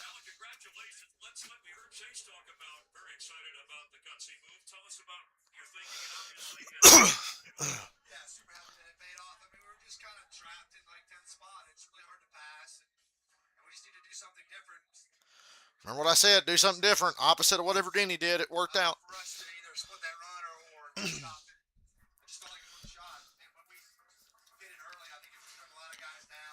Or Jeff Gordon. Jeff Gordon. I think you have the hardest job of any crew chief in NASCAR because you're Chase Elliott's crew chief, and to be the most popular driver crew chief, there's a lot of pressure on you. You made a great decision though, and then I told you I was watching you on the pit box those last like 20 or 30 laps. Chase is taking a victory lap. Like, how hard is that for you sitting there and watching it all happen? So, I mean, the thing is, like, but you're like, man, what is all at stake? And guys were really good, but I was greedy. I wanted every little bit I could get. So they're kind of hanging on our corner. I'm like, yeah, just give us some room. But yeah, it worked out great. I mean, these are the great moments of sport. Yeah, awesome. And you're always desperate to win, no matter what. But it's only 6 races before this one. And where's the Chevys? Where's Hendrick? Where Rick Hendrick, this is where his teams win on a regular basis. Did you feel any additional pressure? Did that have anything to do with the gamble at all? So, no. I think you guys make it a bigger story than it really is, to be honest. But the boss did call me this morning, so that did add some pressure. So he's like, everything's great. Love you guys. Playing long game. This is a marathon, not a sprint. But nevertheless, if the boss calls you, yeah, get your attention. So Thank you very much. Congratulations. Congrats. Awesome. All right. Alan Gustafson, the winning crew chief. Let's check in with Jimmy Little. Get our weekly Ty Gibbs interview. I got Joe Logano interview. The top 5 finishes third after it was a nightmarish weekend last week. So how good does it feel to come back here and just run where you guys typically do? Yeah, solid rebound for everybody. And it's a track we expect to be good at when we come here to Martinsville, and glad to see that. Weekends like last week. 14 straight top 10s at Martinsville for Joey. I didn't realize that. Honestly, if we were able to get to the lead, I mean, I don't know if the night was any better than us. He just got the clean air at the right time. So, Joey was right. I think if you take Joey and put him in Chase's position, Joey would have won the race. proud of the team. Good stage points, which we needed in both stages, and a solid third place. So, something nice ahead of the Easter road. Short tracks are what you guys talk about. It's what Penske loves. We expect you guys to be good. Next race, Bristol. Expectations there. More short tracks, please. Yeah, they're definitely our strength as a team. Blaney was strong today. Austin was strong as well. Blaney got fucking the shit knocked out of him by Denny. That's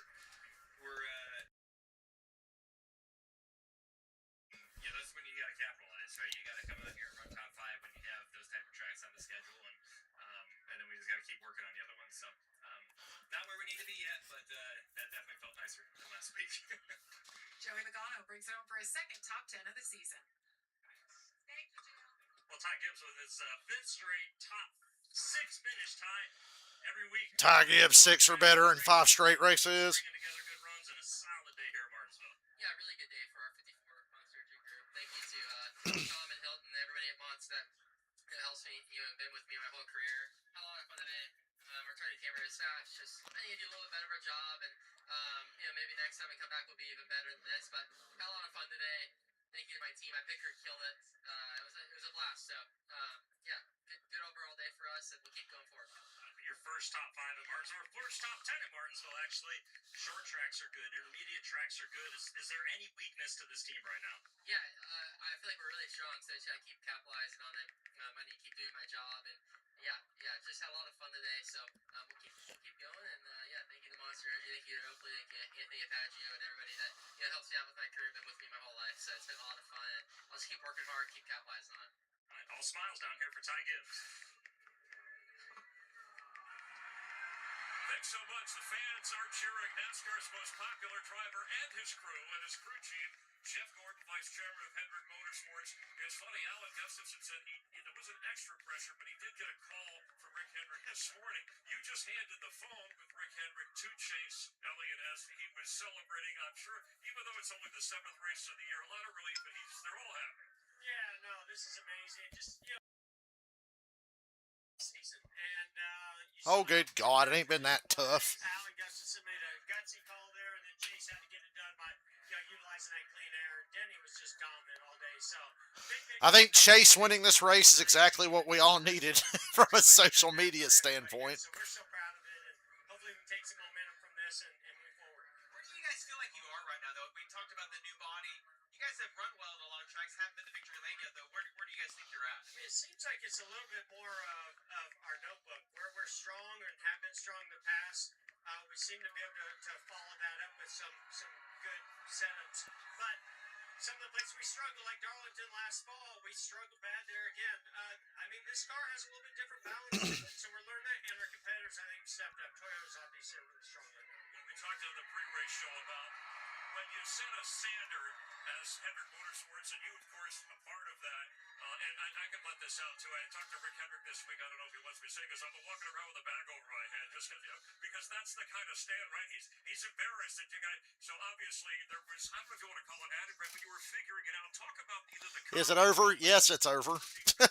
I don't even know why I'm still sitting here. I'm waiting for one more commercial break to fuck off and go play my NASCAR 25 career mode. Rick always talks about, you build it from the inside. You can't tear it down, from the outside. You can tear it down from the inside. And so, in these moments, I've seen us struggle, and these guys they know how to utilize their tools, stick together, work together, share information, get back to the basics, and that's what the discussions have been here recently. And you're a Hall of Famer. How about the nomination for Kevin Harvick announced earlier today for the Hall of Fame? That's amazing. I mean, obviously well deserved, and I think we all know he'll be going in. Let's just celebrate. Thanks, Jeff. Okay. All right, say hi to Rick Hendrick for us too. All right, let's check in again with Jamie Little. All right, I'm going to go ahead and get out of here. I'm going to go play NASCAR 25 career mode before the Sunday scaries really start to set in. I will see y'all next time, whenever that is.